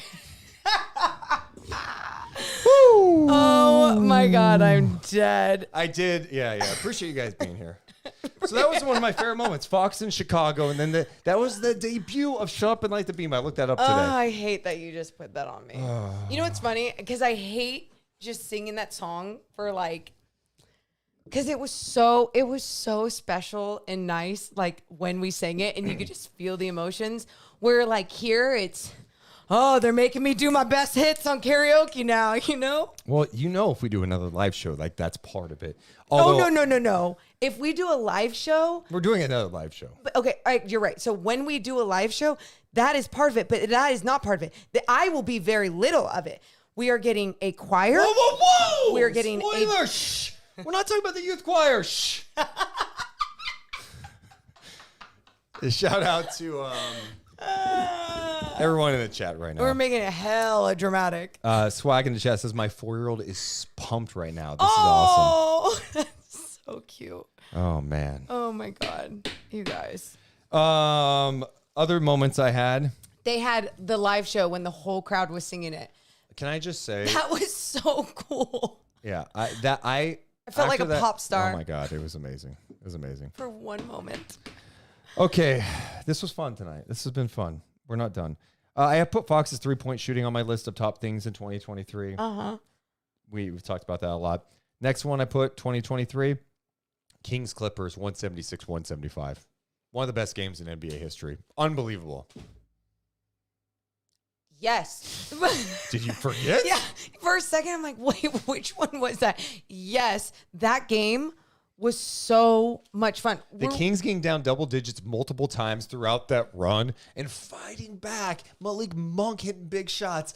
I think Sabonis found out at one point. Fox was incredible. It was one of the most explosive offensive displays from both teams I've ever seen, and the Kings found a way to win on the second night of a back-to-back. Were we doing that game on NBC? No. Okay. I wish. Okay.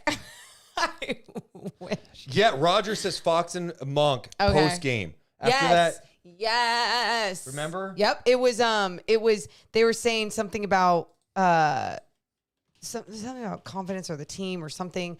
It was thank you for looking it up. Okay, I am thank you. Playing this shit because it was so good. One of the best moments of 2023. Yes. This is Malik Monk and De'Aaron Fox after that win in LA against Clippers. Thoughts about Westbrook, or was it thoughts about us? All of it, the combination collectively. I don't give a fuck who's over there. Yeah, we ain't worried about that. It doesn't matter. Yeah, man, we here. You see the league, the talent in this league. There are a lot of talented teams. Obviously, he added talent to this team. But we come in, we worry about us. We here too, though. We coming at everybody. We're here, though. We're coming at everybody. I got chills. Look at this. It was Great one, Roger. it was so fun too because it's like the words that they were saying there, and like when Fox is saying I'm fucking nice and all those things, you didn't feel like it was ever for show. You felt like, oh, they are backing this up. Yeah, Ugh. I feel like me and you have one of those moments after a podcast. You know, we're all fired up about how good we're doing and the growth, and we're like, yeah, we're here. We don't. You think we care about Bill Simmons, Ryan Russello? Actually, you think we care about the low post? You know that's still the background of my phone, Yes, right? I know. Top sports podcast in the U.S. And it's not that I ever care about being the top, but there's no female-led or even oriented podcast in the top 10 in sports podcasts. So Yep. hashtag goals. Goals. Okay, so that was a great moment. Yes. One happened not too long ago. Keegan Murray's 47-point game, 12 threes. Magical. Magical being in that building for that game. Morgan was not at that game. She was watching. Yeah, you didn't go to the Keegan Murray 47-point game? Or do you not remember? Yeah, no, I was just thinking. Why, Okay. let me process. Let my brain like click. It was like a couple weeks ago. You forgot? You know, it's funny. Wait, why wasn't I? Oh, I was packing for Orlando. That's why I wasn't at that game. Okay, yes. Click. Amazing. Yes, Just the energy. It was I like, know. it would not stop. You're like, oh my God, this guy's 2 away from the NBA record. What is happening? Deuce asked me. He goes. Did you have FOMO not being there? I'm like, no, I didn't have any, or do you have any regrets not going? And I was like, no regrets, but I did have FOMO. That was it. The next one I had Kings Nets, the TNT game earlier. Well, that doesn't count. No, that was 2022. Cross that out. My bad. Whoa, you don't remember that? I remembered it right away after I acknowledged it. The last moment I wrote down, Game 6. Oh my God. Kings against the ropes. They go to San Francisco and they kick the shit out of the Golden State Warriors and force a Game 7. So pumped. Oh, I walked out of there. I was convinced the Kings were winning that series. I was so fired up. But, you know, obviously we know the result. But that moment, no doubt, like one of the best Kings playoff wins of all time. To go on the road in that situation, you lose, you're gone, and you win that game. That was fun. That was there. Like, you know how my memory works with seasons and games and like specifics, and it doesn't always click. But there are so many moments from this last year in 2023 where it's like, oh no, it wasn't like it needs to stick in my memory. It's like a feeling, an emotion that is stuck in my memory, and it's just fantastic. Ugh, I love Such a basketball. moment. Well, we definitely said we're going to take some calls tonight. We're going to take some comments, you know. So why not go to someone who is celebrating New Year's tonight, one of our favorites who's been here with us really since the beginning. We welcome in to the show tonight on New Year's Eve, Coach Nick. What's up, Deuce? Oh, whoa, what is that shirt? Is that a Liv Morgan shirt? Yeah, it is. Good wrestling knowledge by Deuce Mason. How are you doing, Nick? Good. Morgan's the best, man. I've been a fan of hers. All right. Why not win tonight? Why not light the beam tonight? Why not light the beam? Why not light the beam for the new year? Are you excited for 2024? Yes. Are you excited for 2024, Morgan? I am. I am very excited for that.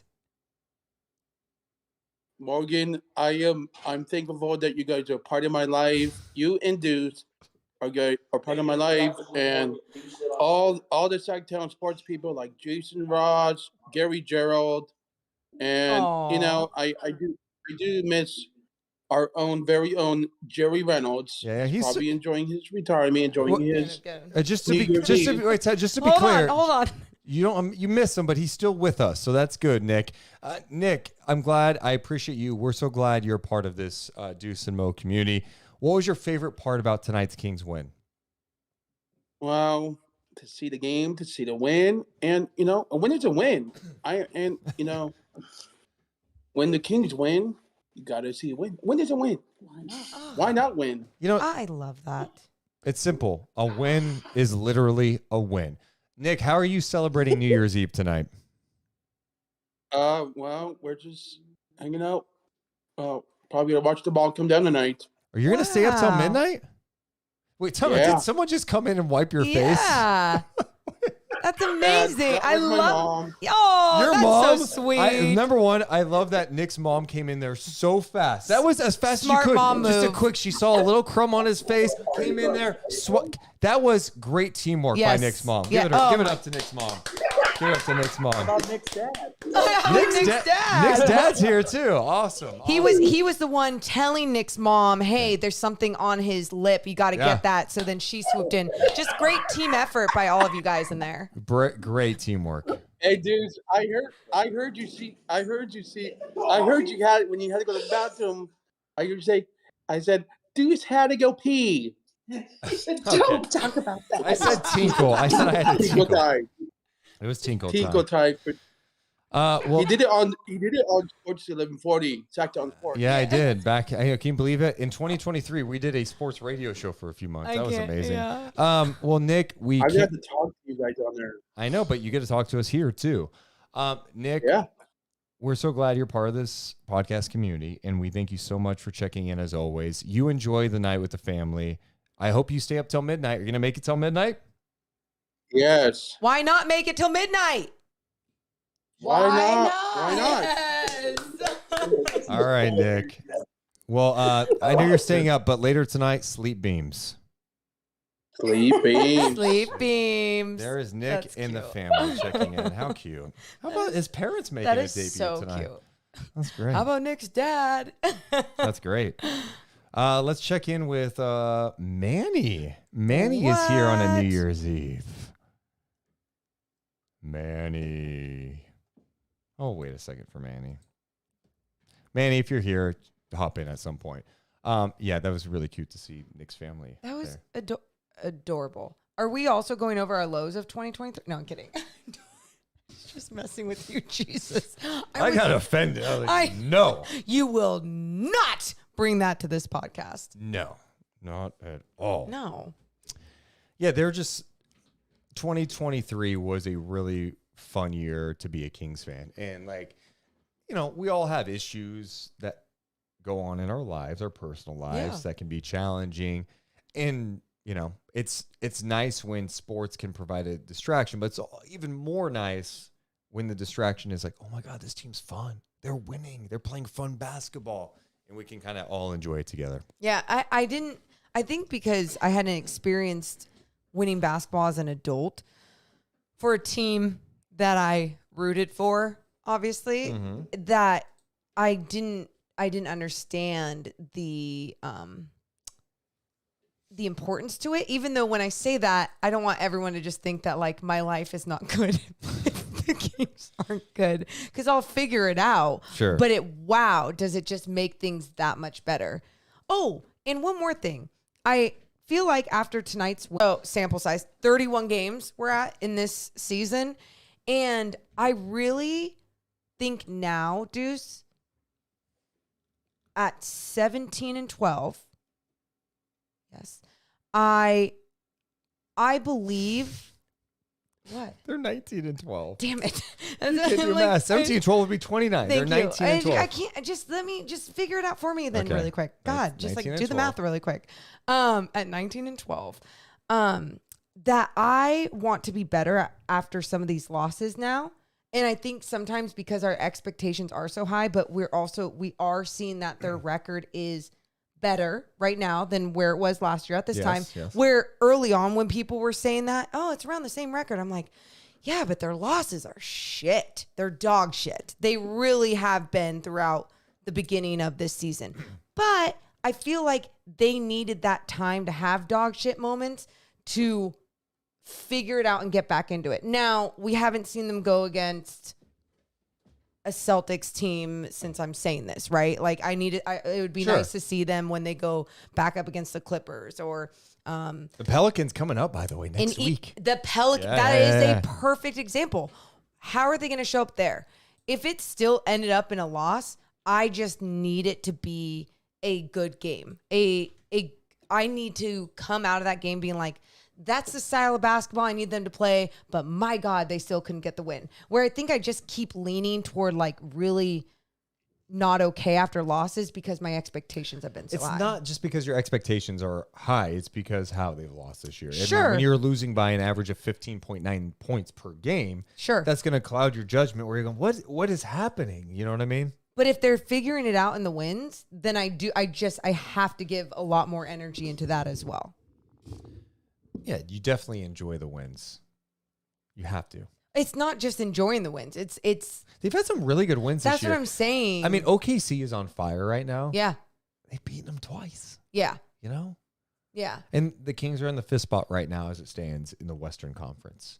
I'm just being cautious of how I go about this team the rest of the season. And I know last year I was very nonchalant with like, it doesn't matter with the win losses. It matters with what the product is on the floor. And this year is more like, okay, win losses, where I think I need to find more of that balance this year. Question for you, Morgan. Yes. Where's your buzz level right now on a scale of 1 to 10? You know what's funny? I thought I was going to feel a little bit more buzzed. I feel energetic. Okay. Like I feel like good. I don't feel like. I'm at a 7. Of buzzed? Yeah. I think it's because I haven't had dinner yet, so it's just hit me differently. Deuce. Yeah. We haven't even mentioned the games coming up. Do you want me to, or are you going to slur all the way through it? I'm not slurring. I'm enjoying some champagne. I'm just being honest with you guys. It's New Year's Eve. It's not like it's a random Tuesday when they're playing the Hornets. The Kings' next opponent coming up on Tuesday, by the way, the Charlotte Hornets come to town. And then they play back-to-back. The next night, they take on a really tough Orlando Magic team. Orlando's going to be on the second half of back-to-back, too. They're playing against the Golden State Warriors the night before that. And then they play Friday night against the Raptors, who made a big trade, right? They got RJ Barrett and Emmanuel Quickly from the Knicks, trading OG to New York. And then Sunday, a rematch with the Pelicans. If you were to pick 2 wins during the stretch, what wins would you pick? Hornets, Raptors. I want the Pelicans game. I mean, Give what me do that I Pelicans. want, or what What you want? Oh, what do I want? I want the Pelicans and the Magic. Yeah. I need to see them beat the I want all Pelicans. 4. Yeah. Who am I kidding? Yeah, the Hornets game, you got to win that game. Orlando's going to be tough, but you're at home. Raptors, they're weird right now, trying to implement some new pieces in the Pelicans. Who knows? Manny is here. After we went to him last time, he was not there. Now he is here. Hi, Manny. Hi, Manny. What's up, guys? How you doing? Good, man. Happy New Year's to you both. You too, man. What do you got going on tonight? I'm past the going out stages of life. We got the little one at home, just relaxing. Yeah. Good for you, Making man. Man, last couple of games kind of got a little bit, feels a lot better going into the new year. I thought with the Atlanta game, I thought it was kind of like if you could pick one game that encapsulated the whole year so far, I think that was the game. We saw the best and the worst of the team in one game. And then today was it was a beautiful thing to see. I still have a lot of concerns, right? Like I think everybody does. I know a lot of people have been trying to get on Mike Brown lately. I feel like that's just crazy. But one thing I want to say about that is I do think at some point you do have to kind of pick your top 8, 9 guys, right? And then you've got to ride with that. Like, I feel like there's so many extremes. You got somebody like Keon who goes from the starting lineup to no minutes at all, basically. Davion was like that for a while. Like, there just seems to be extremes with a lot of the guys where Sasha gets no, unless it's garbage time like it was today, like you don't see him at all. Like that's the only thing, the only criticism I have of Mike, and I wouldn't even say it's criticism, is I just wish whatever he you got to stick with it. I'm with you. I would like to see an extended run trying to build some chemistry with that second unit because you kind of know like your second unit, Malik and Trey are kind of going to be your guys for sure. I think Alex Len is making a serious case. The Davion Keon thing is something to follow. Obviously, I don't know what the Herter situation is. Is he going to continue to come off the bench? But you can only play so many guys. I would love to see more Sasha. I think Sasha can help this team. I think he is a really good shooter. He moves well without the ball. I think defensively there's going to be some tough matchups, but he's a pretty good team defender. He's long, gets deflections, good rebounder. It's just crazy he is not playing at the moment. But that's what happens when you're still trying to figure out, all right, who's on your bench, who can contribute on a consistent basis. My one criticism of Brown would be like, hey, you don't expect perfection. Like, let these guys mess up on the court without benching them right away. Of course, you're not going to let like someone get abused like 4 possessions in a row, Morgan, but I don't know. Like if Sasha has one breakdown, you don't have to pull him. There's a few things to this, and just kind of what you're saying with first Manny and the rotations. I think sometimes we are set in our ways of this is how you do it traditionally. I would feel more that way if we were closer to the postseason. If we're closer to the end of the season and there's still not a clear definition of who your guys are coming in that second unit. The reason why I'm kind of down for the experimenting still now. In the past with Kings teams, there was no rhyme or reason because nobody was good enough. Where this, I think there are guys that are good enough, but there are just certain things that aren't clicking, that aren't working. And then health through so many different rotations off as well. So I think right now, really just going with what is working, I'm fine with. Because he's not trying to go to Matthew Dellavedova, and no disrespect to Matthew Dellavedova, but I mean that I don't mean to be rude about that, but it's like that's not his decision. He's not, I need energy, I need a vet out here, so I'm just going to go to Matthew Dellavedova now. It's like he is going back and forth with Keon and Davion because they both have created and made an impact within their opportunities. They have shown up. So that's why I kind of like that he's still trying to figure it out. But I'm with you where it's like, okay, we do need to get to a point where he does figure it out. And yes, I'm with both you guys. Sasha, I would love to see just a little bit more of him. Yeah. But I don't know where Mike Brown and his mind is with that. And Kings fan Sneak, one of the OGs in our chat, says Sasha is hunted every time he is out there. No, he definitely gets hunted at times for sure. He doesn't get lost all the time though. And I want him. You know what I need? I need him to face these challenges in the regular season. This is not the playoffs where like guys are getting hunted and they get played off the floor. No, have him face these moments. He's got to get this experience taking on some of these players, learning their tendencies, being faced with some adversity out there. Let him experience it now because you may need him later. I hear what you're saying. I still think Sasha's good enough to be out there. I do too, and I think I've seen enough of him defensively. Yeah, he's had laps, but he's done some things that I think surprised us defensively he's too. He's a good team defender. Whoa. Yeah, a very good team defender. And so I'm like, I didn't really see him play bad to the point where I thought he was going to get benched like this. Like, yeah, he had spurts, but I thought everybody did, right? And everybody on that bench has had some major ups and downs. So I was like, all right, well, but again, like for me, it's still in Brown we trust. I don't really question it to the point of like, well, how I see some people on the internet get ridiculous. It's just like, all right, Brown, well, whatever you decide, I'm rolling with it. Let's go. It's not a perfect team, obviously, but I said it before, and I was like, hey, I think that sudden ending of that 16 years drought, and everybody got so hungry, and it's like, oh, the next year we got to wait. Like, there's a process to this. I know everybody hates hearing that, but there's a process to this. Manny. Even the Michael Jordan Bulls did not win a championship as soon as Mike got there. It took him 8 years in the league to get to the point of learning how to lead a team to a championship. Appreciate it, Manny. Happy New Year, by the way. Happy New and Year. Thanks for the support. Seriously, it means a lot. You're always been so good to us. Thank you. No, thank you guys. And I give a special Happy New Year's to Carlin. I can't wait till we can call him Hot Wheels again. Let's go. Appreciate that. Yeah, Carlin's going to be back in 2024 for sure. Appreciate it, Manny. Love that last point that he was making About Carlin, yeah. about Carlin and about just Patience? It's so many people. I have something on that. And I guess that was my whole point, even for me, when I talk about this team going forward after losses, is like really even having a little bit more, not justifying shitty basketball, but patience when things are being experimented. I mean, look, the Kings are 19-12 right now. Yeah. They're 19-12. 19. We've been waiting years and years to be like, they're 19-12. Last year was awesome. They were 19-12 last year. Okay? Perspective. Perspective's important. The Kings have been losers for a long time. Most of their 39 years in Sacramento. My point to this is there was a time in the late 90s when the Kings were starting to go in a better direction, right? Yeah. When they had that run of winning seasons, becoming an eventual championship contender. They started Jason Williams, Nick Anderson, Corliss Williamson, Chris Webber, and Vlade Divac. Okay?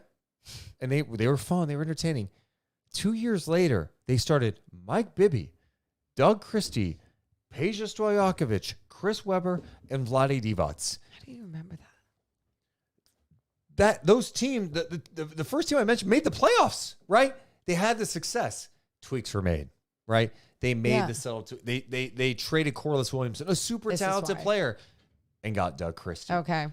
They trade Jason Williams, very controversial trade at the time, for another young point guard in Mike Bibby. We all want instant gratification, even more so than ever in 2023, because everything's instant. We can go on Amazon right now and order something that could arrive in 2 hours. We can get alcohol delivered to our house with Drizzly. Drizzly. Okay? There's so many things you can get right now. I post a picture. Someone liked it and commented. Da, da, da, da, da, da. Everything is in our face. We don't have to go rent a movie. We can pick whatever movie we want online. Amen. This team should, you don't just go from like first round to championship. Name me the team that's done that. It doesn't happen. So the defending champion Nuggets, did that happen overnight? No. They have the best player in the NBA in Jokic. They didn't just go win a championship overnight. What they did, they made some tough decisions. They traded guys that were part of their core, right? Gary Harris, Will Barton. These guys got them to be a competitive playoff team, won them a lot of games, but they made the moves, the tough decisions. They trade Gary Harris. Who'd they get in return?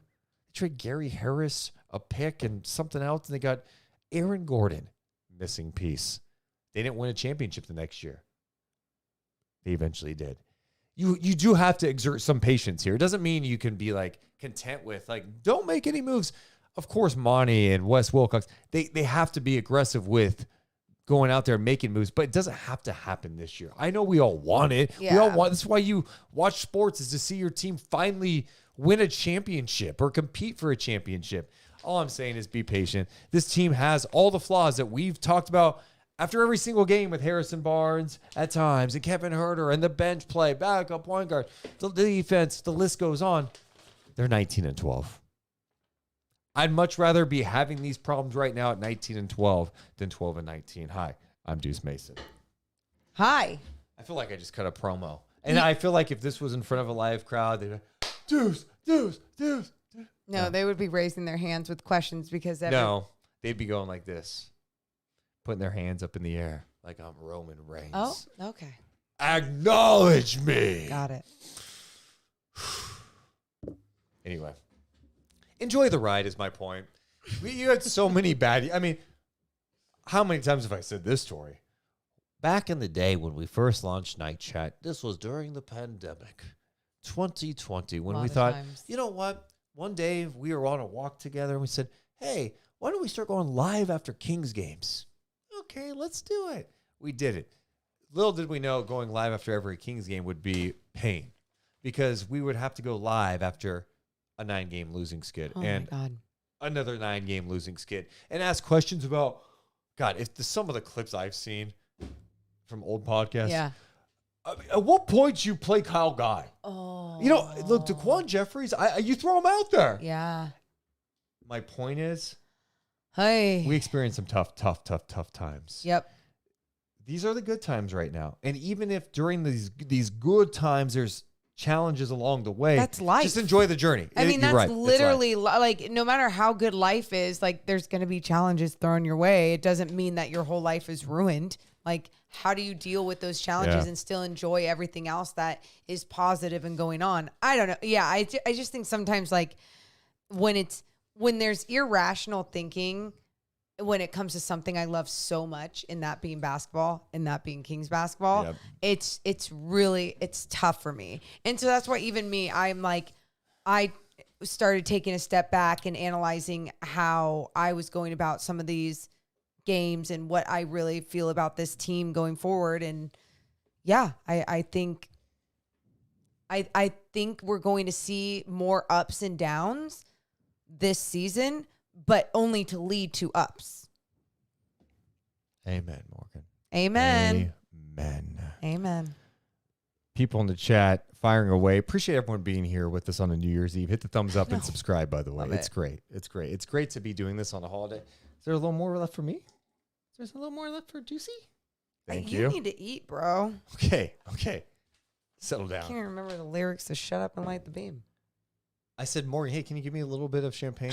I just need to show you the pour she gave me. This was it. This, and I know audio people, you can't see this, but just imagine, okay? This is the pour That she was gave me. it. And wait, no, you can't even tell. That looks more than This what is it a is. drop. Dude, because your hand is like this on the camera. Yeah. Just, and in mine, I had already Hey, started. Morgan, can I have some? Are you shitting me? I had already You started have pouring triple mine. the amount. And you said you are on a level 7 of buzzed off of champagne, where I'm like a level 3. Like, let me sip. Unbelievable. Scott in the chat says, Happy New Year's, brother. Scott Holiday. Okay. I recognize that name. Great seeing you, still killing it. Came a long way since Barrett News and Radio. I can't wait to see what you do in 2024. Shout out Barrett Middle School. Carmichael 95608. Always. Scott, good to see you in the chat, man. Happy New Year, my friend. Sweet. Gavano says Deuce cut off. A lot of people mentioning Daquan Jeffries. Oh my God. Also, what a crew. That was a team. Remember trading Corliss, Deuce, represent so much love. Be patient, y'all. Aww. Yeah. I know what we all want. And that's what I try to check myself on with this team is like when people are frustrated and just trade this guy, trade that guy. How is Monty not picked up the phone? And the reality is the energy's all the same. We all want the same. It's like we just want to see a winning team. But go around the league. You guys, some of the best teams, the fan base are saying those same things. And it's not like we're getting a whole bunch of Woj tweets breaking all these trades that are going down with all these other GMs as well. It's just not rational thinking is all. That's all. Exactly. You know, it's just like, no, that's not how, I mean. We did see the first big trade of the season, though. OG Anunoby gets traded by the Raptors to the New York Knicks for Emmanuel quickly. He was also OG. Who else got traded in that deal? Oh, RJ Barrett? No, from the Raptors. Oh, Malachi Flynn. Precious Achua. Got traded to the Knicks in exchange for RJ Barrett and Emmanuel quickly. What? Don't drink, kids, because like you will also you're usually so crisp and on fire with this shit, and like you're the fact that you couldn't remember a name. You need some food. So I know there was a lot of talk about OG to the Kings potentially. Yeah. The Kings weren't going to be able to get that deal done, especially with what the Knicks sent over. I am 100% convinced that Masai was like, yeah, we'll trade you OG. Keegan Murray, please. Yep. Keegan Murray. They'd probably be like, Keegan Murray, Malik Monk. Would you do that? Hell no. And I like OG. I just was not going to give up Keegan Murray for OG because I'm too high on Keegan Murray. I'm not too high. I'm very high on Keegan Murray. he can be a legit two-way threat in this league. He's probably the Kings' most versatile defender at this point. He's taken huge strides in his game. I think his offensive ceiling is much higher than OG Anunoby's. But that deal, okay, you kind of see it for both teams. Like, I do wonder what it would have looked like if OG had been traded a year ago when I think a lot of teams were interested, and maybe they would have gotten more picks back. And not expiring. But all things considered, I think Masai Ujiri didn't do bad. I mean, RJ Barrett goes back to Canada. Good for him. Yeah. He's still young. I'm not the biggest fan of his game, but he's 23 in a new environment. That's cool. I'm super high on Emmanuel Quickly. Tom Thibodeau never trusted him, never allowed him to shine. I think he's going to thrive big time with the Raptors. It's a good environment for him to be in alongside Scotty Barnes, who's having an amazing season. Like, his numbers are outrageous. And then, sorry, a mosquito is. No, he's been here all night. And then OG going to the Knicks, they're gonna have to pay him.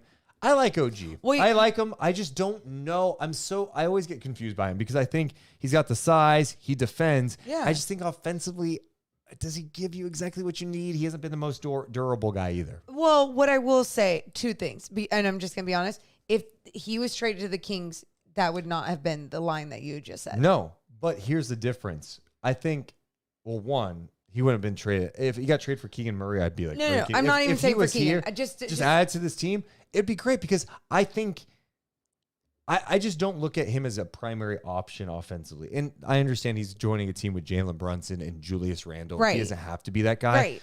But the reports out there is he wants more of an enhanced role offensively.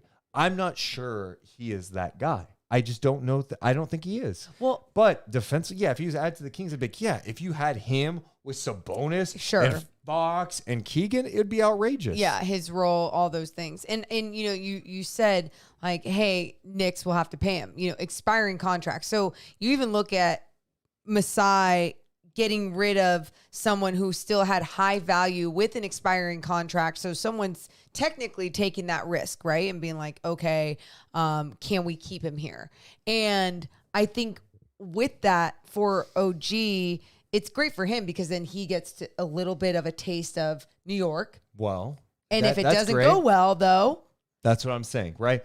So Tom Thibodeau is going to love him because he defends. Correct. Right? And he's going to get after it, defends multiple positions. That's what I love about him. And that's why I was like, God, he'd be a perfect fit here if you didn't have to give up Keegan. But that was just unrealistic. There's just a different pressure in New York, right? Especially if you're trying to get paid there. They're going to expect you to score more than 15 points a game, right? So I don't know. I mean, it's tough. I think he's a good player in this league. I think sometimes he gets a little overrated. I think he's a really solid player in this league, a really special defensive player, but offensively, I just don't think he is there. And so it's going to be interesting to see how that one plays out. And how old is he? 26, 25, 26? It's 26. Yeah.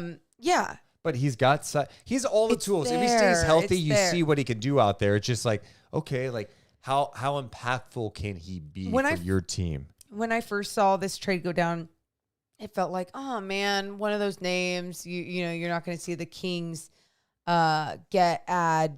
tweak, however you want to look at it.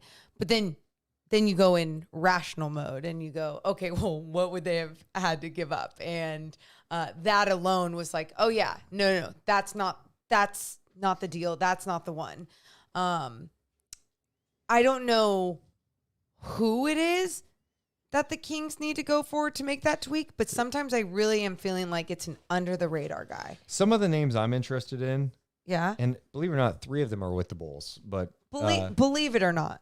DeMar DeRozan, a guy that can get a bucket, expiring deal. I know he's older, but he could fit in. He's not going to try to do too much. I just think he's a good passer, really good mid-range player. And you're like, oh, but the spacing. Well, Fox hits threes now, so I don't really care about that. It's a guy that can get to the free throw line. He's been around the league. He's been on winning teams. I like DeMar DeRozan. Okay. Obviously, Alex Caruso. Yes, can everything. defend multiple positions, plays hard, decent size. Love Caruso. I also like Patrick Williams as a flyer guy, like a young player who I think has more to give than maybe he has shown in Chicago. And then another guy that, you know what, I'm backtracking on this a little bit because what he got in free agency, I was like, oh my goodness, are you kidding? Is Jeremy Grant. And You're back on. You're back on. Jeremy Grant, and because although his contract's a lot, It's a shit ton. it is, but the cap's going to go up, and it won't look as bad once the cap goes up, especially with the new TV deal with the NBA. He's what you need. He can score. He could shoot the three. He defends multiple positions. He is long. People give him too much shit for going to Detroit. It's like, well, why do you go to Detroit? Because he wanted to be that guy. He did. And the misconception about it is this. He didn't go chase money there. He got paid. Denver offered him the same to stay. He elected to go to Detroit. He knew Troy Weaver. He connected there. And he felt like he could show what he could do offensively. And guess what? It worked. He eventually gets traded to the Portland Trail Blazers. Still shows what he can do and have a larger offensive role. Got paid by them. I'm interested in him a little bit. And then on the Blazers, another guy, Matisse Thybulle. Those are some guys for me. And with Thybulle, I felt like his three started actually coming into play once he went to Portland, right? Yeah, once he went to Portland. That's what I was going to say though. I was like, I don't know where his three's at at this moment. But again, another person that you don't need to have a big role on the offensive end. He's taking 4 threes a game this year. 37%, almost 38%. That's his defense alone is like the perfect size person that you want in there.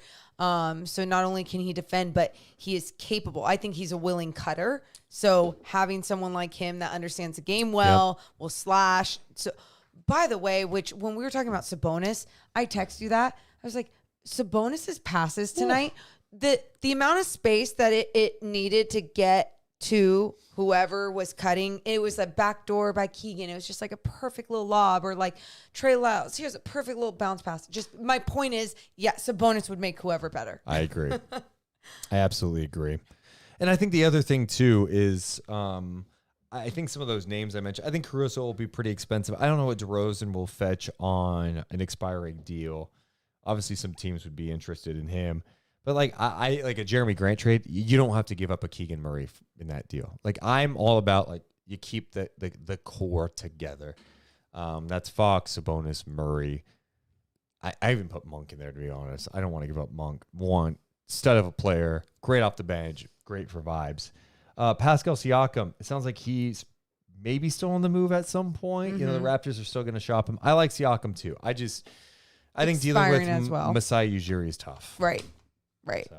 So have fun with that. But who knows what that's going to all look like.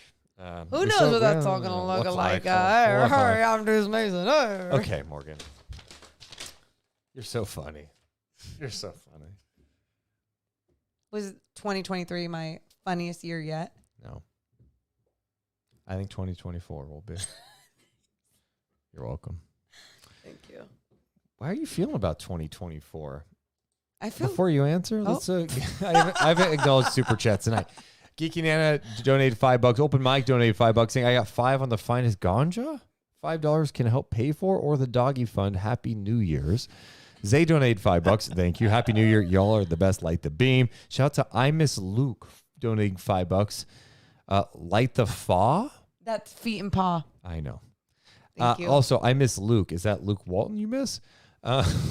And Fourth Quarter Sports donated $2 Canadian, saying TV deal is a great point, Deuce Mason.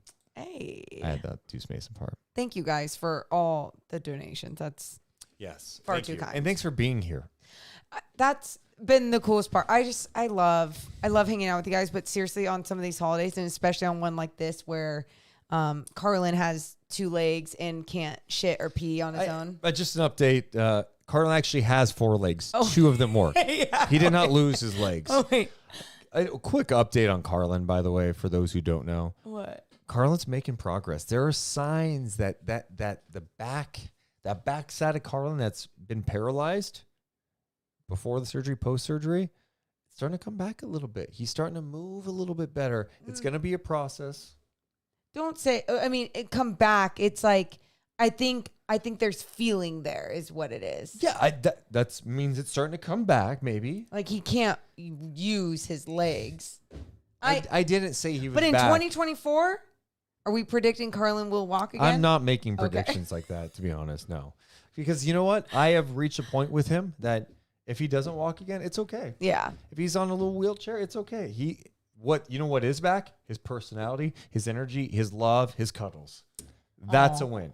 2 weeks ago at this time, it was almost 2 weeks ago Scary. that I had to take him in for emergency surgery as I put him in the car and was bawling, absolutely bawling all the way to the vet.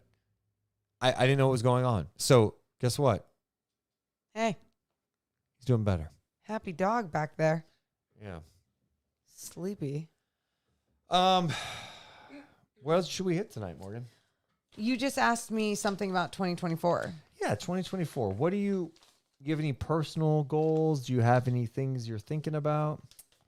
Well, this year, like reflecting is like, whoa. Dude, what a roller coaster ride, huh? What a blur. This time last year, we had accepted a job to host a radio show on Sacktown Sports that launched in late January, and then Late January or early? it's like January 23rd or 24th. Whoa. Yeah, but we accepted and agreed like late December.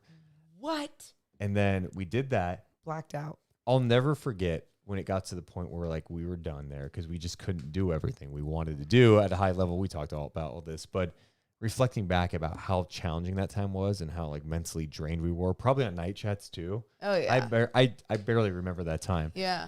But I remember we told them, we were like, hey, we can't do it. Like we tried it. We were very open with them throughout the whole time. Just transparent. And we're like, yeah, we're going to have to stop. They're like, hey, can you get through the playoffs? And we're like, Right before the playoffs. we actually can't. All right, well, can you get through the regular season? We're like, Didn't we? I don't think we did. No, we? I think we got through the regular season. We did? Yep. Oh, I thought we didn't. Okay. Yeah. We got through the regular season.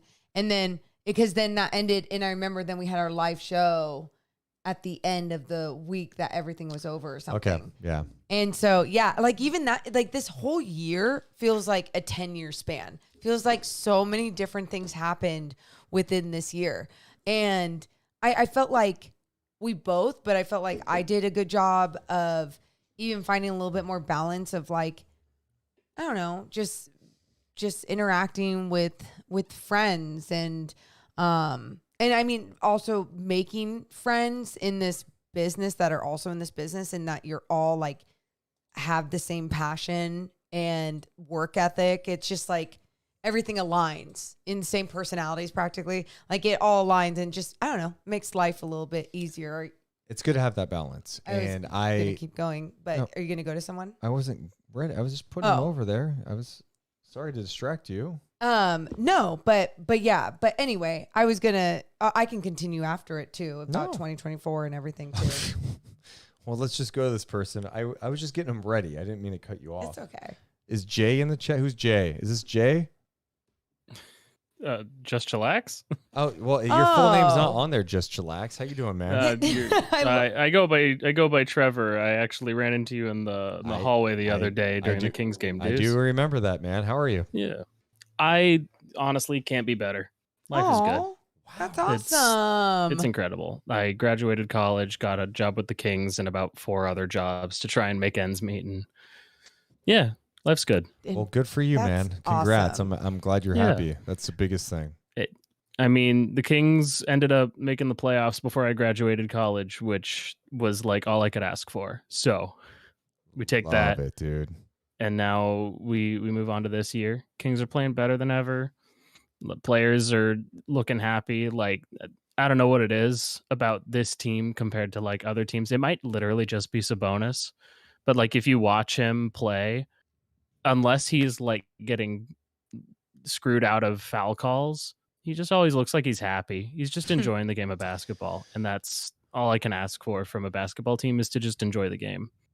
Whether you're winning, you're losing, you just got to play the game and have fun. And I appreciate that about this team. I love that, dude. Thanks so much for checking in, man, and Happy New Year. Yeah, and Yeah, Happy New Year, you good luck- guys. and Enjoy. Keep your happy energy through 2024. I love it. Heck yeah. Light the beam, man. Light Light the beam. Love it. beam, Just chillax. Trevor.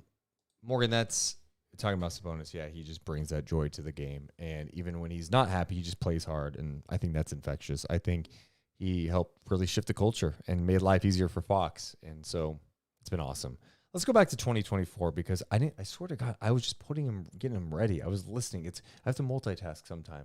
Let's go back to 2024. In 2024, I think one of your goals should be justifying things with multitasking when it's like focus on. One of your goals for 2024 should be don't set my goals. Okay, they're mine. You son of a. I still have 2 hours to help set your goals. 2024, just really quick.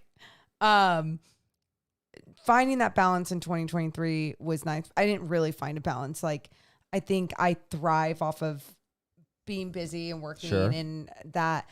But I don't know. I think you and I are hopefully going to have like people representing us and taking our careers to just the next level in the next couple of years. And it would be nice. And along that journey, like what's so cool is that this podcast is always involved in those talks and in those conversations, and how it used to not be. It used to just be like, oh, and they have a podcast. Everyone has a podcast. And now it's really, truly become not only something that we've been able to monetize and other local businesses find so much value in what we're doing, but it's something that other people want to help grow too. And it's really cool. Yeah. And we talk about appreciating the journey with just the team, but that's what I'm trying to do more of too. The last couple of years, just enjoy this journey. Like I have goals, right? Like we were in Stockton last night. I was doing play-by-play for the Stockton Kings last night. You were the analyst, and oh my God, that was loved so fun. I feel like I had one of my best. I feel like I actually went. I didn't tell you this. I went back and was listening to some of my calls from the first year I did games, and I was like, oh my God. Last night you did? Yeah. And just to kind of see where I'm at now compared to then. And it's like, wow, I feel the growth. Yeah. And I've learned the game. I've become more obsessed about the game. And then of course the business. And so, yeah, I'm just enjoying the journey while also like staying super motivated to go to the next level. And it's fun. I'm just so glad that we can do this in our hometown. You know, I don't want to leave Sacramento. I don't want to have to leave. You know, I understand the nature of the business too. It's like, hey, you might have to if you want to reach the ultimate goals you want. But my mindset is like, dude, I want to do this shit here. And so, yeah. Just got to keep grinding. Yeah. Just got to keep grinding. And I think that's what 2024 will be like, a lot of that stuff. And just really in appreciating all the moments. Like even last night, like on a game, I don't give a shit if someone else looks at a G League game like, hey, there's like 100 people watching. I act like there's millions of people watching, and I don't give a shit if there really are millions of people watching, but my work and how I want to present myself is that. Yeah. And that to me just elevates my work and what I do in some of those games. And I don't know, I just want to keep getting better, and just, it's so much fun. I love it. I just love it so much. I think it's a perfect time to get some final thoughts. We've been doing this more on the podcast. Final thoughts, maybe of 2023. I know you just offered some. If you have any other additional ones, whether it's Kings related, anything. When life gives you lemons, make lemonade. Never heard that saying before. That's deep.